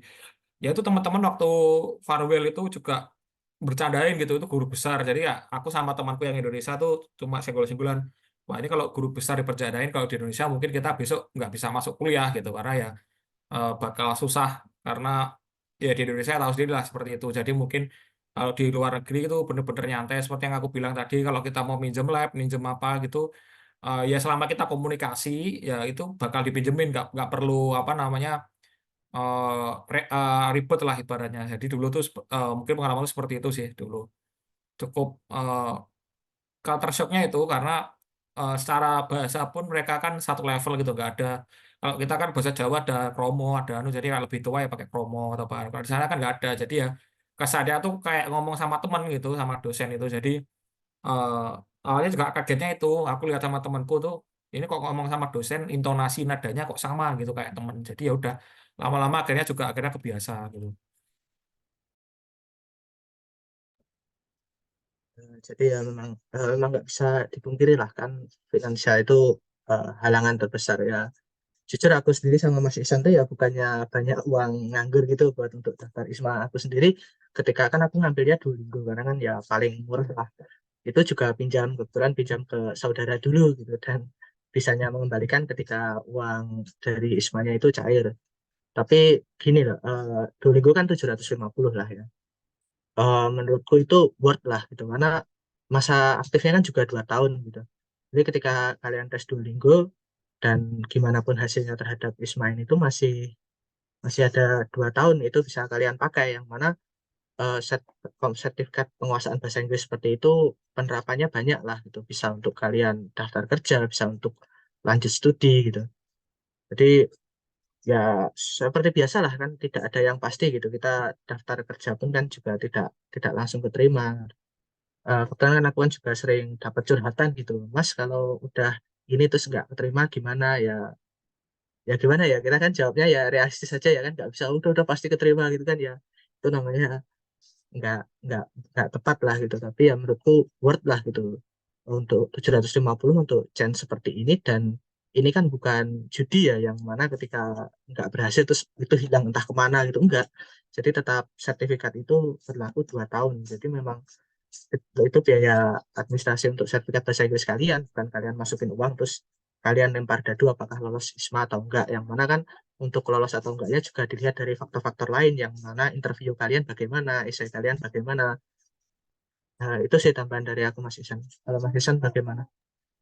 Oh ya, Duolingo kayaknya naik sih sekarang 900 atau 1 juta bahkan. Cuma eh katanya dengar-dengar juga ada subsidi dari kampus, tapi nanti sistemnya bagaimana mungkin kalian koordinasi aja sama kantor urusan internasional ya. Kalau angkatanku sama Tori dulu nggak ada subsidi sayangnya, jadi ya waktu itu aku juga pakai uang lebaran, uang sangu lebaran itu saya buat, tapi saya niatinya bukan untuk daftar ISMA, tapi karena saya pengen ambil EPT aja, jadi ya entah keterima atau enggak, saya nggak nyesel juga karena ya pasti waktu itu saya juga butuh buat nyari kerja mungkin ya kalau dibutuhkan. Dan bener gitu juga teman-temanku juga yang lainnya yang punya niatan habis lulus S1 atau D4 itu langsung S2 itu juga kepake rata-rata, entah buat LPDP atau beasiswa lainnya. Itu kemarin temanku juga ada yang baru aja keterima S2 itu juga pakai sertifikat bahasa Inggrisnya dulu gitu yang pernah diambil, karena 2 tahun juga lama. Kalau aku dulu ambilnya semester 7 ya sampai setahun setelah kuliah pun juga masih bisa gitu loh ininya apa namanya eh, sertifikatnya. Terus mungkin untuk nambahin lagi ya, mungkin ini juga frequently asked question juga banyak ditanyain banget. Aku sering jawab juga di forum-forum gitu.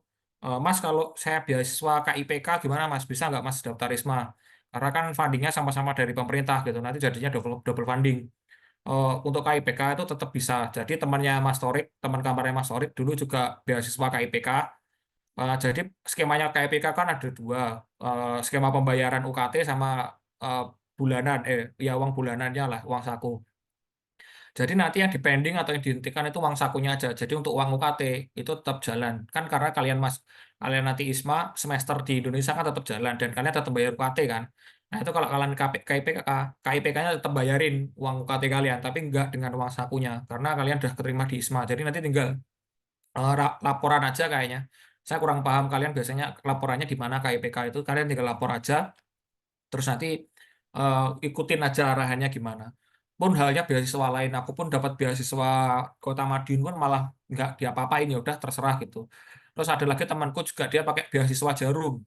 Itu juga nggak ngapa-ngapain. Kalau swasta mostly nggak apa-apa sih teman-temanku Jarum dan ya itu katanya ya nggak apa malah uang sakunya tetap turun gitu kalau yang Jarum. Jadi ya mungkin itu sih mungkin untuk frequently asked question. Mungkin Mas Torik ada lagi? Mungkin Mas Isan, mohon maaf saya nyela sedikit ya. Mungkin Mas Isan sama Mas Torik bisa sharing dulu waktu nyusun esai ya, kalau bahasa kan udah ada tempat sendiri. Kalau ketika menyusun esai untuk mengisi platform itu kira-kira butuh berapa lama dan apa yang dilakukan? Maksudnya apakah sharing dengan teman, tanya dosen atau gimana? Biar adik-adiknya nanti bisa niru gitu.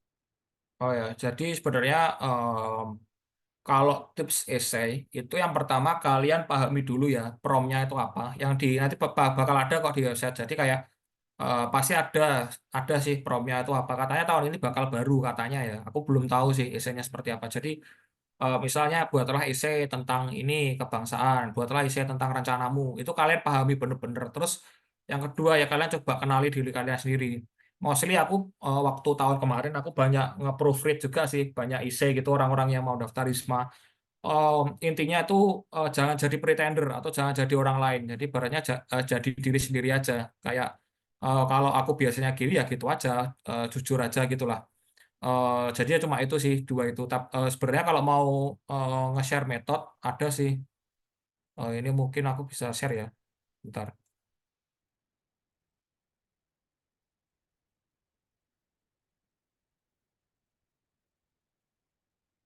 Ini untuk teknisnya ya. Kemarin kita pakai inilah maksudnya pakai problem action result atau STAR mungkin ya. Terus ini untuk komponennya ada body, title author, introduction, conclusion. Nah ini, jadi mungkin di sini udah bisa di screenshot ya teman-teman ini untuk teknis dalam nulis esai gitu. Jadi ada beberapa dialog juga, action itu ya yang jelasin aksi kalian apa, problem itu kalian, yang seperti yang saya bilang tadi, kalian pahami dulu problemnya itu apa. Jadi kalian bisa kasih benang merah gitu loh sama problem yang pernah kalian hadapi gitu. Terus habis itu aksi kalian apa, cara nyelesain problemnya itu apa, terus hasilnya seperti apa. Ini kemarin rata-rata pakai ini sih, Mas Torik, mungkin gimana? Ada tips lagi? Sebenarnya kalau framework ya sama sih pakai problem action result ini. Cuman dan kalau dia tuh sama sih lihat pertanyaannya ya takutnya mungkin ada sedikit beda dikit karena saya ingat tuh dari uh, zamanku sama yang sekarang ini ada tambahan satu ya Mas Isan atau bagaimana gitu kan ini ada pertanyaannya gitu jadi bukan menulis bebas ya kalian ada pertanyaannya kalau nggak salah yang pertama itu seperti gimana caramu menghadapi halangan akademik gitu kan kayak sudah dikasih template gitu apa yang harus dijelaskan. Nah kebetulan kalau dari aku sendiri waktu itu seminggu sih bikin seminggu sekitar 3 hari yang pertama terus 4 hari yang kedua karena esai itu rombak ulang gitu. Jadi yang pertama itu kan pertama kali ya bikin apalagi versi bahasa Inggris itu sangat-sangat kurang. Akhirnya aku minta saran ya dari Mas Ihsan juga dari Mbak Barista teman-teman yang sesama yang daftar ada yang nggak daftar juga fokus seperti kata Mas Ihsan sih fokus ke value kalian aja memang apa yang kalian lakukan karena seringkali ketika interview itu akan ditanyakan gitu. Jadi kalau kalian nulis sesuatu yang tidak kalian lakukan atau yang dilakukan orang lain bisa jadi nggak nangkep gitu dan itu bisa ketahuan gitu. Katanya di esai melakukan ini waktu aku tanya kok enggak gitu. Itu sangat-sangat fatal itu sih kalau dari aku Mas Ihsan. Oh ya, mungkin juga intinya jangan dadak ya buat essay kalau bisa ya. Kalau bisa jangan dadak. Tetap dipersiapkan. Terus kalau bisa ya di proofread. Proofread itu tuh maksudnya kamu nyuruh orang lain untuk baca essaymu. Terus untuk suruh menilai gitu kurangnya apa. Waktu itu aku juga seperti Mas Torik, saya suruh baca ke orang-orang yang saya percaya gitu yang mungkin mumpuni lah. Udah expert temanku ada yang memang pinter ya dulu juga pertukaran juga saya suruh baca gitu. Oh, nanti dia pasti kasih feedback, oh kurang ini, kurang ini, kurang ini. Dan dari feedback itu kalian tahu kesalahan kalian itu di mana. Jadi mungkin itu proofread itu penting sebenarnya. Tapi eh, itu untuk biar tahu gitu. Isi kalian kan apa yang kalian tuliskan ya POV kalian gitu. Tapi kan kalian nggak tahu POV-nya orang lain itu seperti apa. Sedangkan isi kalian nanti yang menilai itu orang lain bukan kalian. Jadi kalian harus tahu pandangan orang lain di tulisanmu itu seperti apa nanti bisa kamu elaborate gitu loh antara POV orang lain sama POV-mu gimana ya biar jadi esainya tuh bagus. Ya paling mungkin sekitar seminggu itu cukup sih. Jadi mungkin bisa berapa hari 2 hari observasi, berapa hari nulis, terus proofread, terus revisi itu mungkin 1 minggu itu insya Allah minimal cukup. Kalau dadak itu aku tidak menyarankan, tapi beberapa temanku pun juga dadak ada dan keterima juga ISMA, tapi ya memang kalau dipikir-pikir emang orangnya udah pinter gitu, jadi ya eh, apa namanya agak susah sih. Kalau aku dulu juga persiapan, bahkan agak lama aku semingguan, terus baru aku submit. Mungkin itu aja sih, Mak Halim.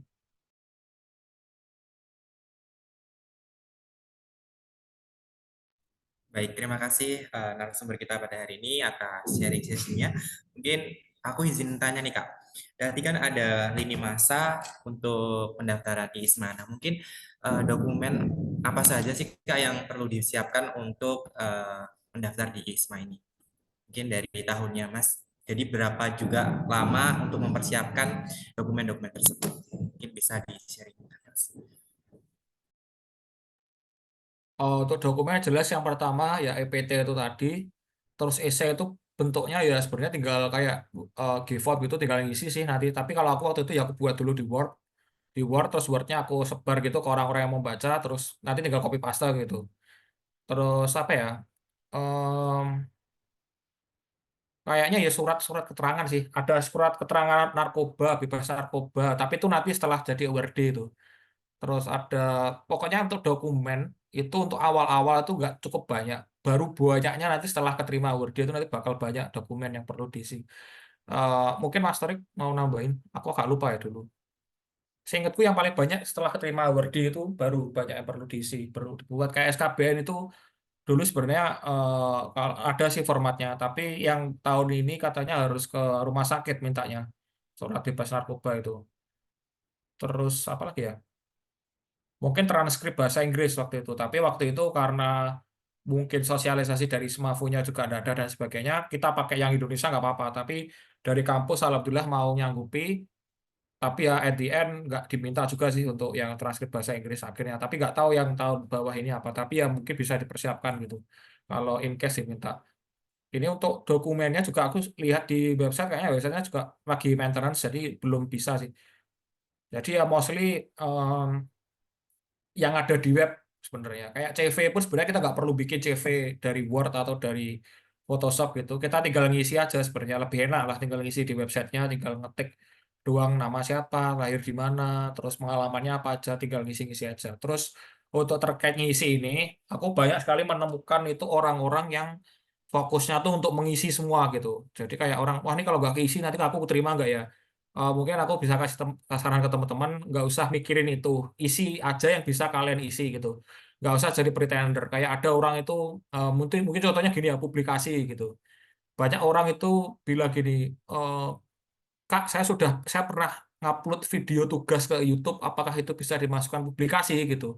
Ya secara by word, by kata tuh ya sebenarnya itu publikasi karena kamu publish sesuatu. Tapi ada yang masuk publication di situ tuh biasanya mostly kayak paper, terus esai, buku dan sebagainya. Biasanya seperti itu. Yang sepemahamanku ya. Jadi sebenarnya kalau aku dulu sebenarnya nggak mikirin itu sih. Jadi aku kalau eh, sekiranya nggak bisa tak isi ya nggak tak isi gitu. Kalau emang aku nggak pernah ya nggak pernah gitu. Kalau nggak pernah ikut organisasi ya dikosongin aja gitu.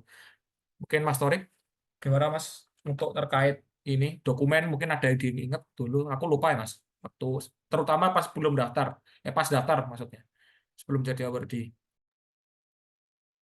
Sebelum jadi awardee cuman sertifikat EPT, selain ngisi angka kan upload kayak PDF-nya lalu nilai itu sih cuman itu samanya mungkin kayak surat persetujuan asisan itu loh yang bermaterai Oh iya yang itu surat kayak persetujuan. kalau kalau kita keterima kita bakal bertanggung jawab dan sebagainya terus persetujuan orang tua atau wali Oh murid, iya pertusan orang wali tua. mahasiswa, terus surat rekomendasi dari kampus. Nah, bahas surat rekomendasi ini dari 6 orang aku paling bawah ya Mas Isan ya. Iya. Jadi Intinya kan kalau yang yang dari yang dipenuhi kampus itu setahu aku ada dua surat rekomendasi sama surat untuk menyanggupi 20 SKS itu waktu itu. Jadi intinya di situ menatakan bahwa kampus ini bakal mau merekognisi gitulah 20 SKS. Itu nanti yang ditantangin siapa ya waktu itu? Kalau nggak salah ya Pak, di bagian akademik gitu. Terus sama surat rekomendasi, kalau surat rekomendasi waktu itu masih Pak Agus. Jadi waktu itu yang bikin Pak Agus sih, saya kurang paham juga waktu itu seperti apa. Sama surat itu tadi bersedia mengikuti ISMA ini dengan baik, itu ditandatangan. Itu kurang paham sih konsekuensinya apa. Soalnya ya alhamdulillah juga kita menyelesaikan dengan baik lah. Termasuk sampai LPJ waktu itu sama Torik. Mungkin itu aja sih Mas. Dikit-dikit banget sih sebelum jadi awardee, setelah diumumkan keterima baru ngurus paspor, ngurus visa, Ya itu ngurus setelah keterima jadi sebagainya. awardee yang pusing, perlu Yang inilah, ya, perlu kesabaran, perlu ini. Apalagi pas ngurus visa itu kan banyak sekali dokumennya. Mas Torik sampai ke Jakarta iya, kemarin. Untung gara-gara aku nggak, websitenya down, ya gara-gara websitenya websitenya down. maintenance, akhirnya dia harus datang ke sana. Untung saya waktu itu enggak. Jadi karena begitu turun LOA-nya, letter of acceptance, aku langsung urus saat itu juga. Terus alhamdulillah sebelum maintenance. Terus Mas Torik mungkin agak nunda sebentar gitu, akhirnya malah pas maintenance. Jadi itu aja sih, Mas. Baik, terima kasih narasumber atas jawabannya. Mungkin dari rekan-rekan apabila ingin bertanya bisa menggunakan use your raise hand dengan nama prodi atau bisa di kolom chat dengan format nama izin bertanya.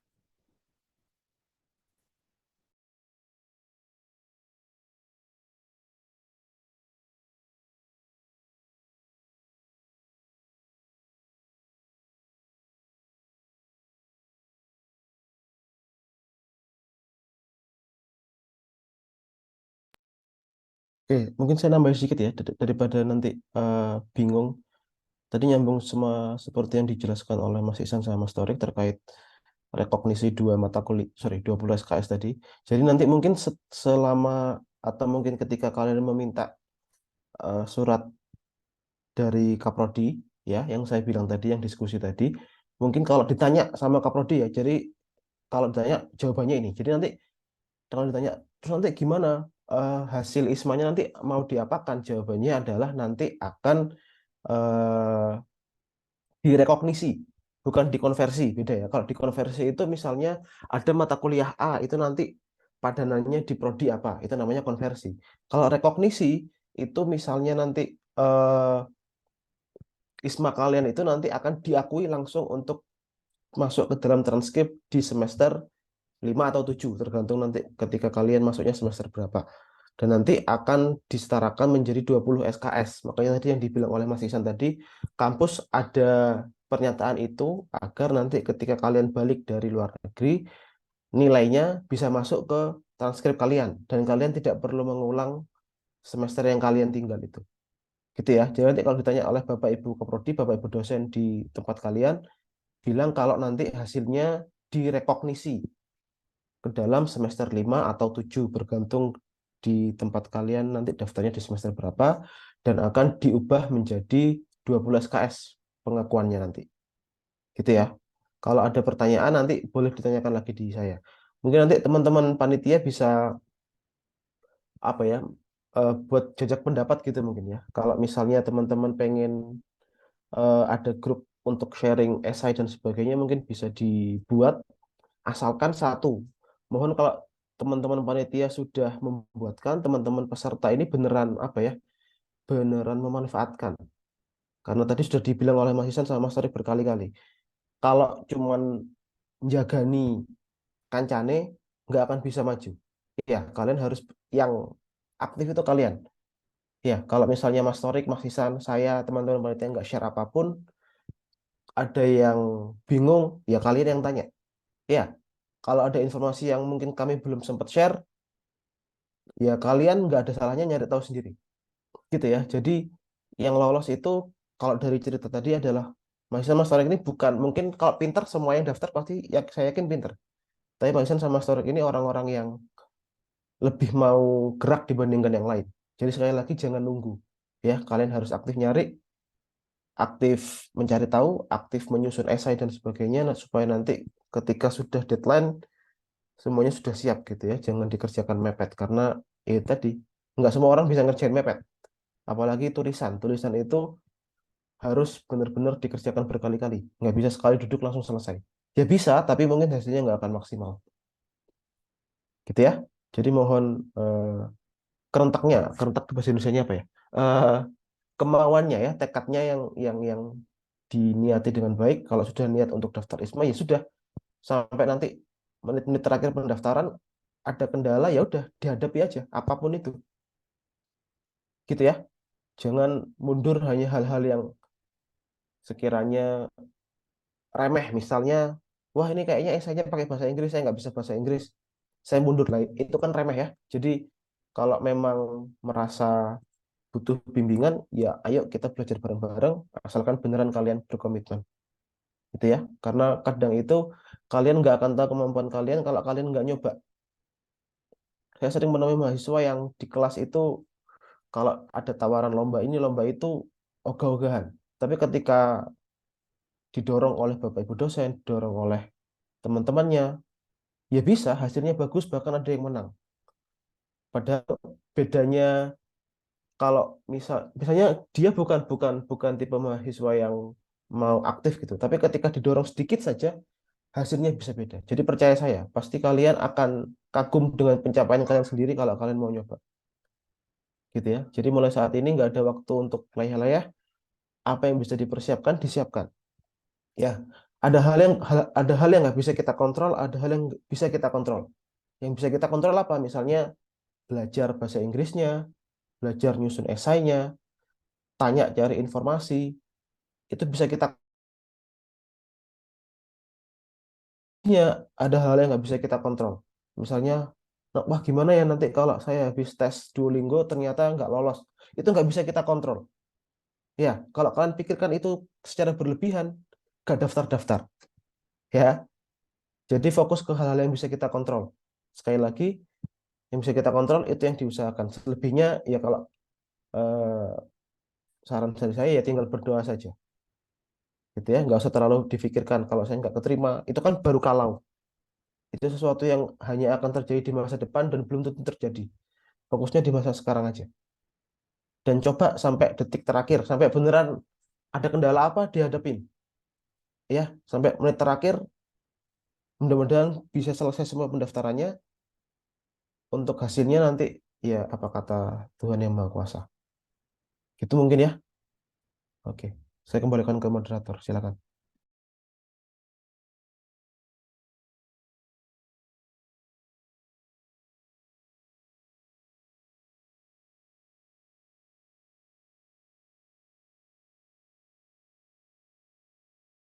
Baik, terima kasih Pak Halim atas tambahannya. Jadi untuk teman-teman bukan dikonversi tapi rekognisi ya Pak. Baik. Mungkin aku izin bertanya lagi Kak dari narasumber kita pada hari ini mengenai cukup riskan, yaitu mengenai biaya. Nah, berapa sih minimal biaya yang harus dipersiapkan for preparing untuk ISMA dan berapa dana untuk estimasi ketika sudah diterima? Mungkin bisa sharing Mas. Oh ya, mungkin ini dari aku sama Torik ya. Jadi kalau aku sama Torik sebenarnya beda seperti yang aku bilang tadi. Torik ke Jakarta, aku nggak ke Jakarta gitu. Kalau aku kemarin, kalau yang pribadi yang pure nggak ditukar sama ISMA, itu ya cuma EPT aja sih sama paspor. Tapi EPT itu sih ya sebelumnya itu sekitar 750 waktu itu. Berapa dolar ya itu? Sekitar $5, $50 lah. Atau $60, saya lupa. Tapi sekarang katanya naik gitu, dengar-dengar harganya. Itu nggak ditukar gitu. Terus untuk visa kemarin itu 2 jutaan ya, Rek ya. 2,4 kalau nggak salah itu udah include sama asuransi dan itu semuanya diijoli sama ISMA. Jadi nanti kita bayar pakai uang kita dulu, terus nanti baru ditukar. Kemarin itu aku lihat di Twitter ada orang yang bikin rangkuman untuk biaya-biayanya untuk semua wilayah, termasuk di Amerika, Inggris, Taiwan. Soalnya visa itu kan beda-beda ya Mas ya. Kayak di Malaysia tuh 2,4 atau 2,6 lah, presas gitu. Kalau di Eropa itu lebih murah lagi, 800 sampai 1,4 di Eropa.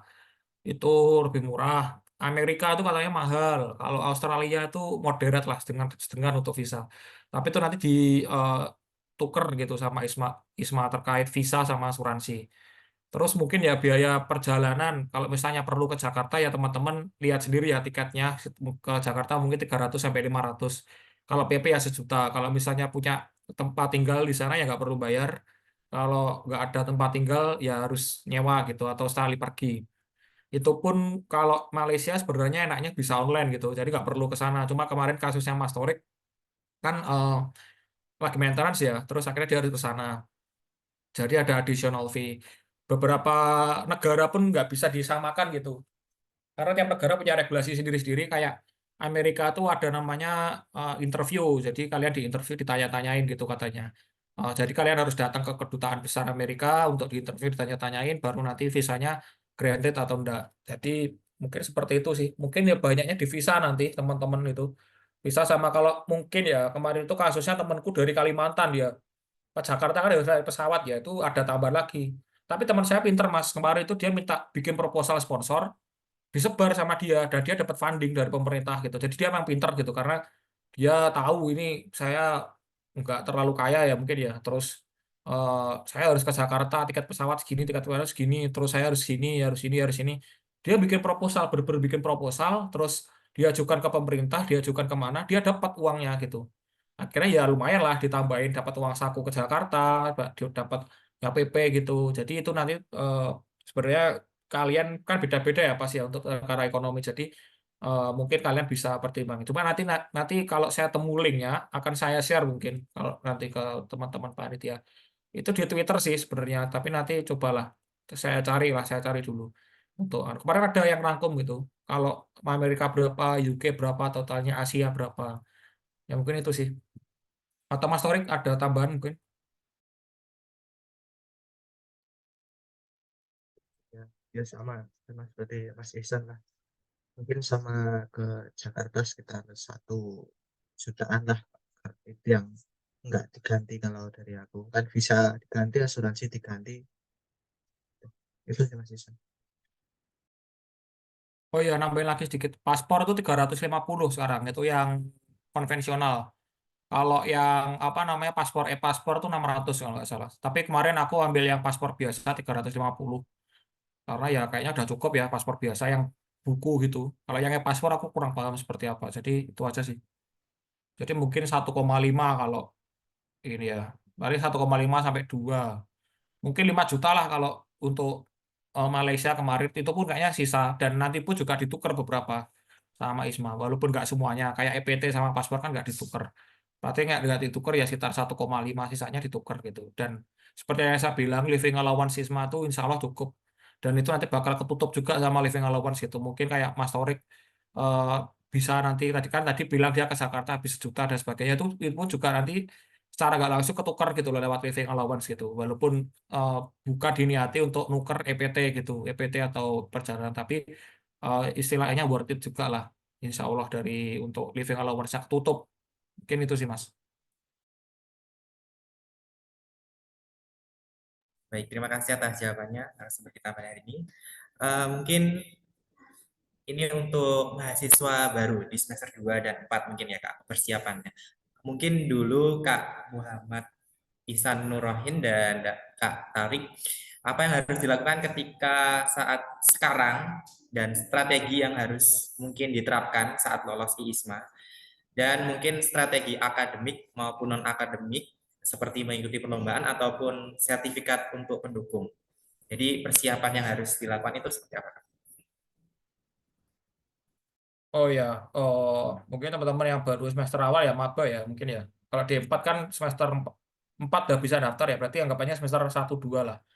Mungkin untuk yang semester awal, sebenarnya kalian juga selain fokus di akademik, mungkin juga kalian bisa nambah-nambah lah ikut kegiatan non akademik, entah ikut MP MBKM ini atau mungkin Hima BEM itu mungkin bisa itu sebenarnya jangan niatin suatu hal itu untuk ISMA karena tuh banyak banget aku nemu itu karena orang wah aku mau ikut kegiatan ini biar nanti untuk ISMA biar saya CV-nya bagus di ISMA kelihatan penuh itu menurutku sebuah konsep yang salah total gitu loh.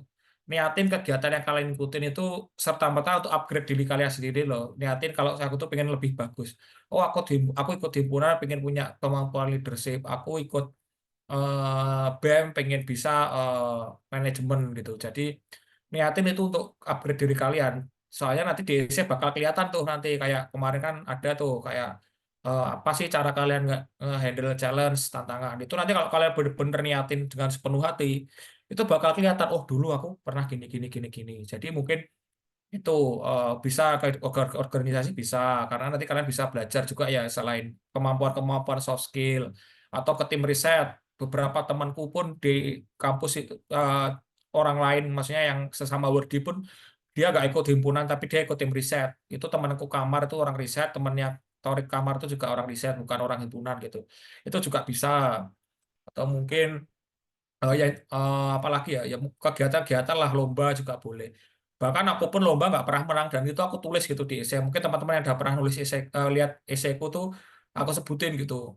Kalau aku tuh nggak pernah juara gitu loh. Jadi ya yang aku ceritakan ya gimana aku tuh menyikapi kekalahan itu mungkin bisa. Jadi eh, terus mungkin persiapan yang core lagi itu teman-teman mungkin bisa dibiasakan belajar bahasa Inggris juga karena itu cukup dasar ya, karena seluruh rangkaian ISMA nanti seleksinya pakai bahasa Inggris, pun halnya nanti kalian di sana juga pakai bahasa Inggris, dari sesimpel speaking, nanti writing, speaking, listening itu juga kepake waktu EPT. Jadi mungkin teman-teman bisa mulai belajar bahasa Inggris, dan tetap tadi niatkan jangan untuk ISMA, tapi niatkan untuk diri kalian sendiri. Mungkin itu dari aku, mungkin dari Torik ada tambahan.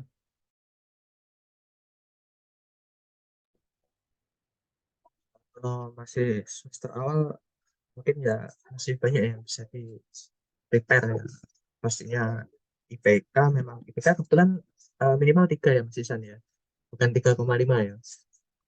Jadi selama masih di atas 3 itu nggak masalah. Terus justru menurut saya yang sangat-sangat dilihat itu mungkin non akademik lah, bisa cukup berpengaruh seperti organisasi atau yang kegiatan di luar, karena ISMA ini sendiri kan seakan non akademik lah.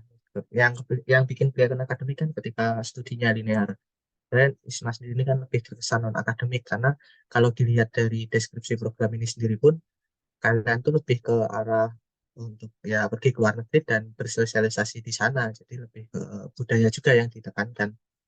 Jadi esensi dari program ini pun juga melihat non akademiknya gitu. Untuk yang masih awal-awal ya mungkin bisa menjadi aktif aja. Eh, jangan gimana ya? Aku sering dengar lah waktu masih maba juga, kuliah cuma sekali, jangan kupu-kupu gitu.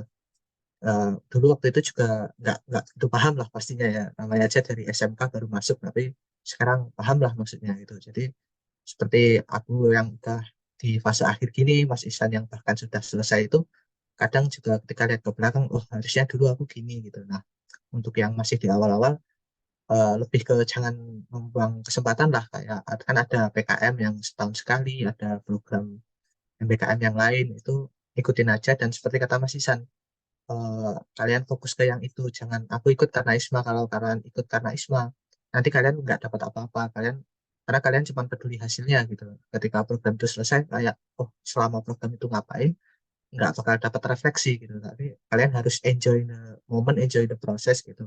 Benar-benar fokus ke diri kalian. Ketika kalian harus yakin, kan ada ungkapan usaha tidak akan mengkhianati hasil. Jika kalian berhasil improve diri kalian, jika kalian memang punya value, Tuhan itu nggak tidur lah, pasti akan diberikan balasan yang setimpal gitu. Kalaupun kalian tidak ke ISMA, ya seperti kata saya tadi, pasti ada balasan yang setimpal gitu. Entah kalian dimudahkan ketika cari kerja dan kerjanya bisa di luar negeri, kan kita tidak pernah tahu. Maksudnya stay itu aja. Percaya kalau kalian memang punya value, kalian akan dapat reward gitu. Entah dari mana datangnya.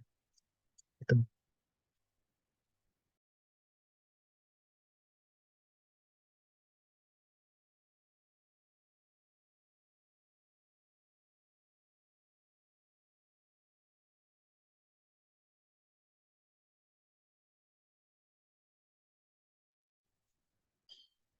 Iya. Sebelumnya izin menambahkan ya buat teman-teman, untuk calon pendaftar ISMA, saya dapat informasi dari kampus bahwa nanti untuk calon pendaftar ISMA bakal ada subsidi untuk EPT-nya gitu dari kampus. Tetapi nanti akan diinformasikan untuk informasi selanjutnya. Nanti dari tim MPMBKM bakal informasikan ke grup. Jadi nanti teman-teman untuk bisa dapat subsidinya nanti bisa daftar di Gearform-nya. Nanti untuk sistem subsidinya nanti bakal diinformasikan di grup pendaftarnya. Terus juga nanti nanti akan dibuatkan grup pendaftaran.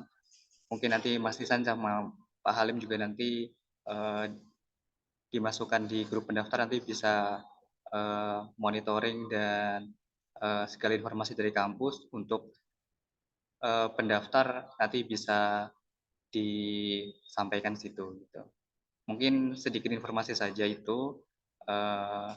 Sekian dari saya. Assalamualaikum warahmatullahi wabarakatuh. Terima kasih Mas Rifin atas tambahan yang telah diberikan. Mungkin dari rekan-rekan yang ingin bertanya atau kurang tahu atau bingung mengenai program ISMA ini bisa langsung menggunakan fitur raise hand dengan nama atau nama prodi dan di kolom chat. Oh ya Mas, mungkin nambahin itu tadi lumayan ya teman-teman disubsidi EPT-nya karena ya kan sekarang EPT juga mahal. Jadi mungkin teman-teman bisa manfaatin fasilitas dari kampus dan juga insya Allah ya aku sama Torik bakal bantu karena ya kita dulu waktu daftar nggak ada yang bantu gitu. Bahkan dari kampus sendiri pun masih kebingungan waktu itu gimana untuk dokumennya dan lain sebagainya. Jadi mungkin teman-teman bisa manfaatin aku sama Torik untuk nanti diproses seleksinya.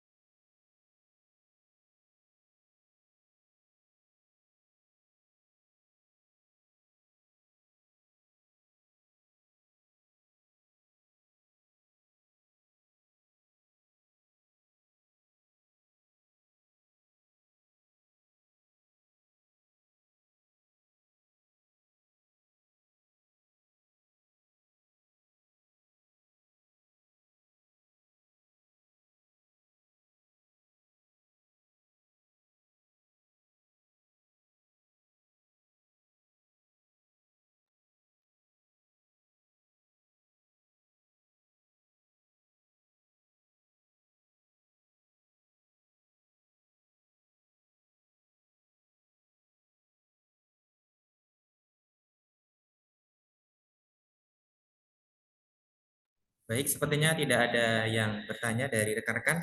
Mungkin sebelum menutup acara pada hari ini, dari Pak Halim atau narasumber kita pada hari ini bisa memberikan dua patah kata untuk teman-teman yang hadir pada acara sosialisasi ini untuk kedepannya bisa mempersiapkan diri untuk mendaftar di ISMA 2020. Ya, mungkin sedikit aja ya, ngulang yang tadi. Jadi apa yang eh, kami dari kampus, kemudian teman-teman penggerak dan juga Mas Isan, Mas Torik lakukan ini cuman membantu.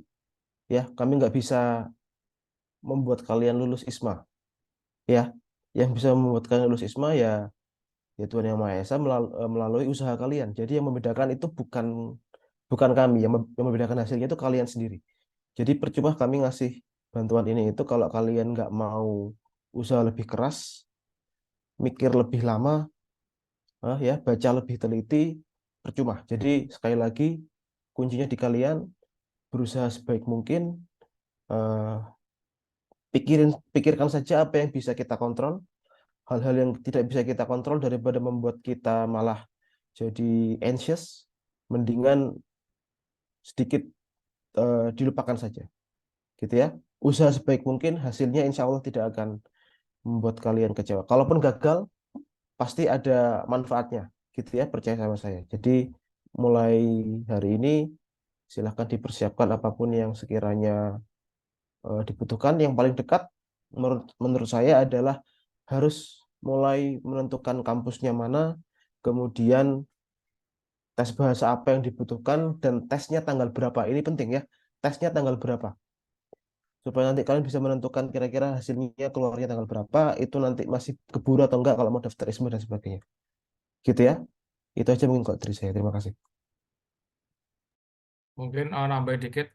eh oh ya, untuk namanya rezeki ya teman-teman ya kita kan nggak tahu itu kan rahasia Tuhan gitu. Jadi kalau pengen tahu rezeki kita apa ya kita harus jemput gitu. Kayak saya dulu hampir nggak jadi daftar Risma.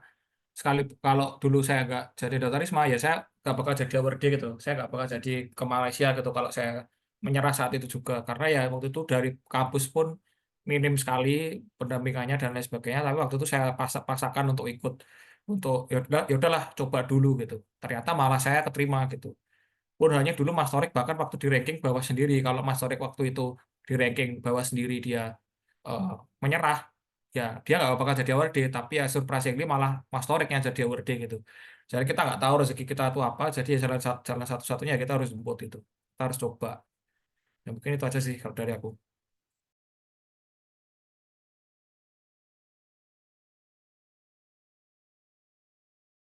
Mungkin dari Mas Tarik ada tambahan, Mas? Ya, aku mungkin kita aja ya kan udah disinggung sama Mas Ihsan gitu. Ya soal dan paling bawah karena memang kebetulan saat aku mendaftar sampai semenjak aku berakademik sampai aku mendaftar tuh memang CV ku itu kosong gitu, cuman ada organisasi. Makanya mungkin dari kampus ya secara value aku paling bawah. Jadi mungkin kalian ini sekedar sharing lah. Mungkin kalian juga relate gitu. Kadang di fase hidup itu kalian sering merasa kayak eh, nggak worth it lah. Kalian belum puas sama diri sendiri gitu. Sering di bawah. Tapi seperti kata Pak Halim tadi, ketika kalian terus berusaha, kalian bakal kagum gitu sama achievement kalian sendiri. Aku pun kan waktu pengumuman itu kan nunggu ya. Beda sama Mas Isan. Mas Isan tidur, dia lihat pengumumannya pagi hari. Aku bener-bener nungguin dari tengah malam sampai sekitar jam 3 jam 4. Ketika aku lihat dan warnanya hijau yang menariknya lolos itu juga kayak wah ini mimpi enggak gitu ya. Dan aku langsung cuci muka kali-kali. Jadi eh, intinya jangan pernah meremehkan diri kalian sendiri lah gitu. Ya dalam hal apapun ini enggak sekedar Isma gitu. Udah banyak yang meremehkan kalian, kalian ambil peran yang lain aja. Kalian percaya sama diri kalian dan tetap push, tetap berjuang gitu. Jangan bantu orang lain untuk meremehkan diri kalian. Pasti ada jalan dan itu tidak terduga. Aku pun kan tidak mungkin tahu lah kalau ada Isma Vokasi ya kan. Dan itu uh, ide dari Pak Nadiem saja untuk membawa ke vokasi. Jadi tetap tetap berjuang walaupun mungkin sampai detik ini kalian belum meraih sesuatu karena saat mendaftar Isma pun aku juga belum meraih sesuatu. Itu. Baik, terima kasih atas pemberian sepatah dua kata-kata dari narasumber kita maupun dari Bapak Halim. Baik, acara selanjutnya adalah pembacaan doa kepada panitia yang bertugas. Kami persilahkan. Assalamualaikum warahmatullahi wabarakatuh. Sebelum kita menutup acara hari ini, marilah kita berdoa untuk mengucap syukur atas terlaksananya kegiatan sosialisasi program ISMA 2024 Politeknik Negeri Madiun. Bagi yang muslim dapat mengikuti saya dan untuk agama lain dipersilakan berdoa sesuai kepercayaan dan keyakinan masing-masing.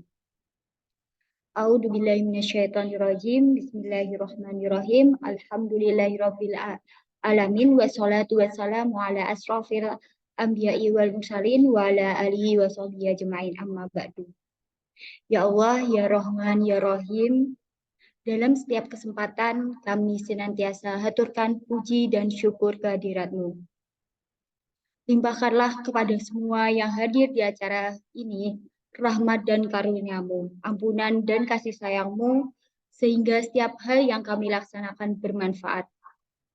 Ya Allah, ya Tuhanku, berkat ridho-Mu lah pada hari ini telah terlaksana kegiatan sosialisasi program ISMA 2024 Politeknik Negeri Madiun dengan lancar dan tanpa halangan suatu apapun.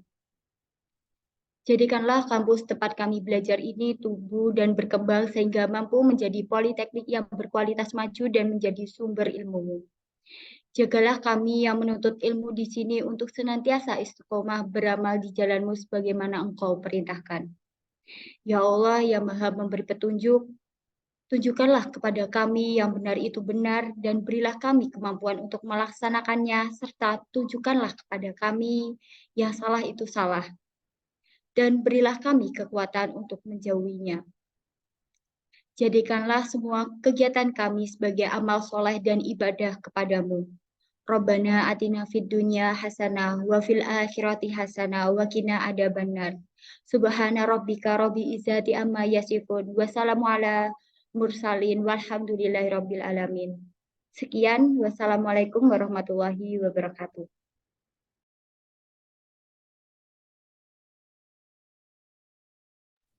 Baik, untuk acara selanjutnya adalah sesi dokumentasi. Mungkin dari rekan-rekan bisa menyalakan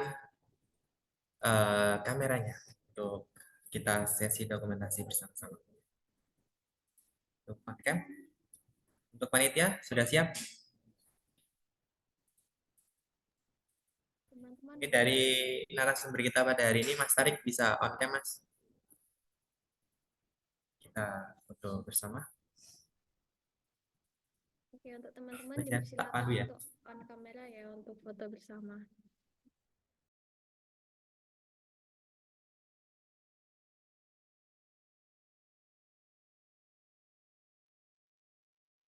Oke, kita mulai ya. 1, 2, 3. Oke, terima kasih. Saya kembalikan ke moderator.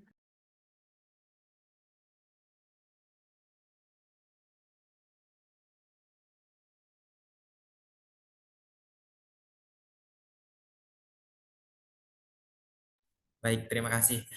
Acara demi acara telah terlampaui pada hari ini. Tiba saatnya pada rangkaian acara yang terakhir, yaitu penutup. Marilah kita tutup acara hari ini dengan mengucap hamdalah bersama-sama. Alhamdulillahirrahmanirrahim.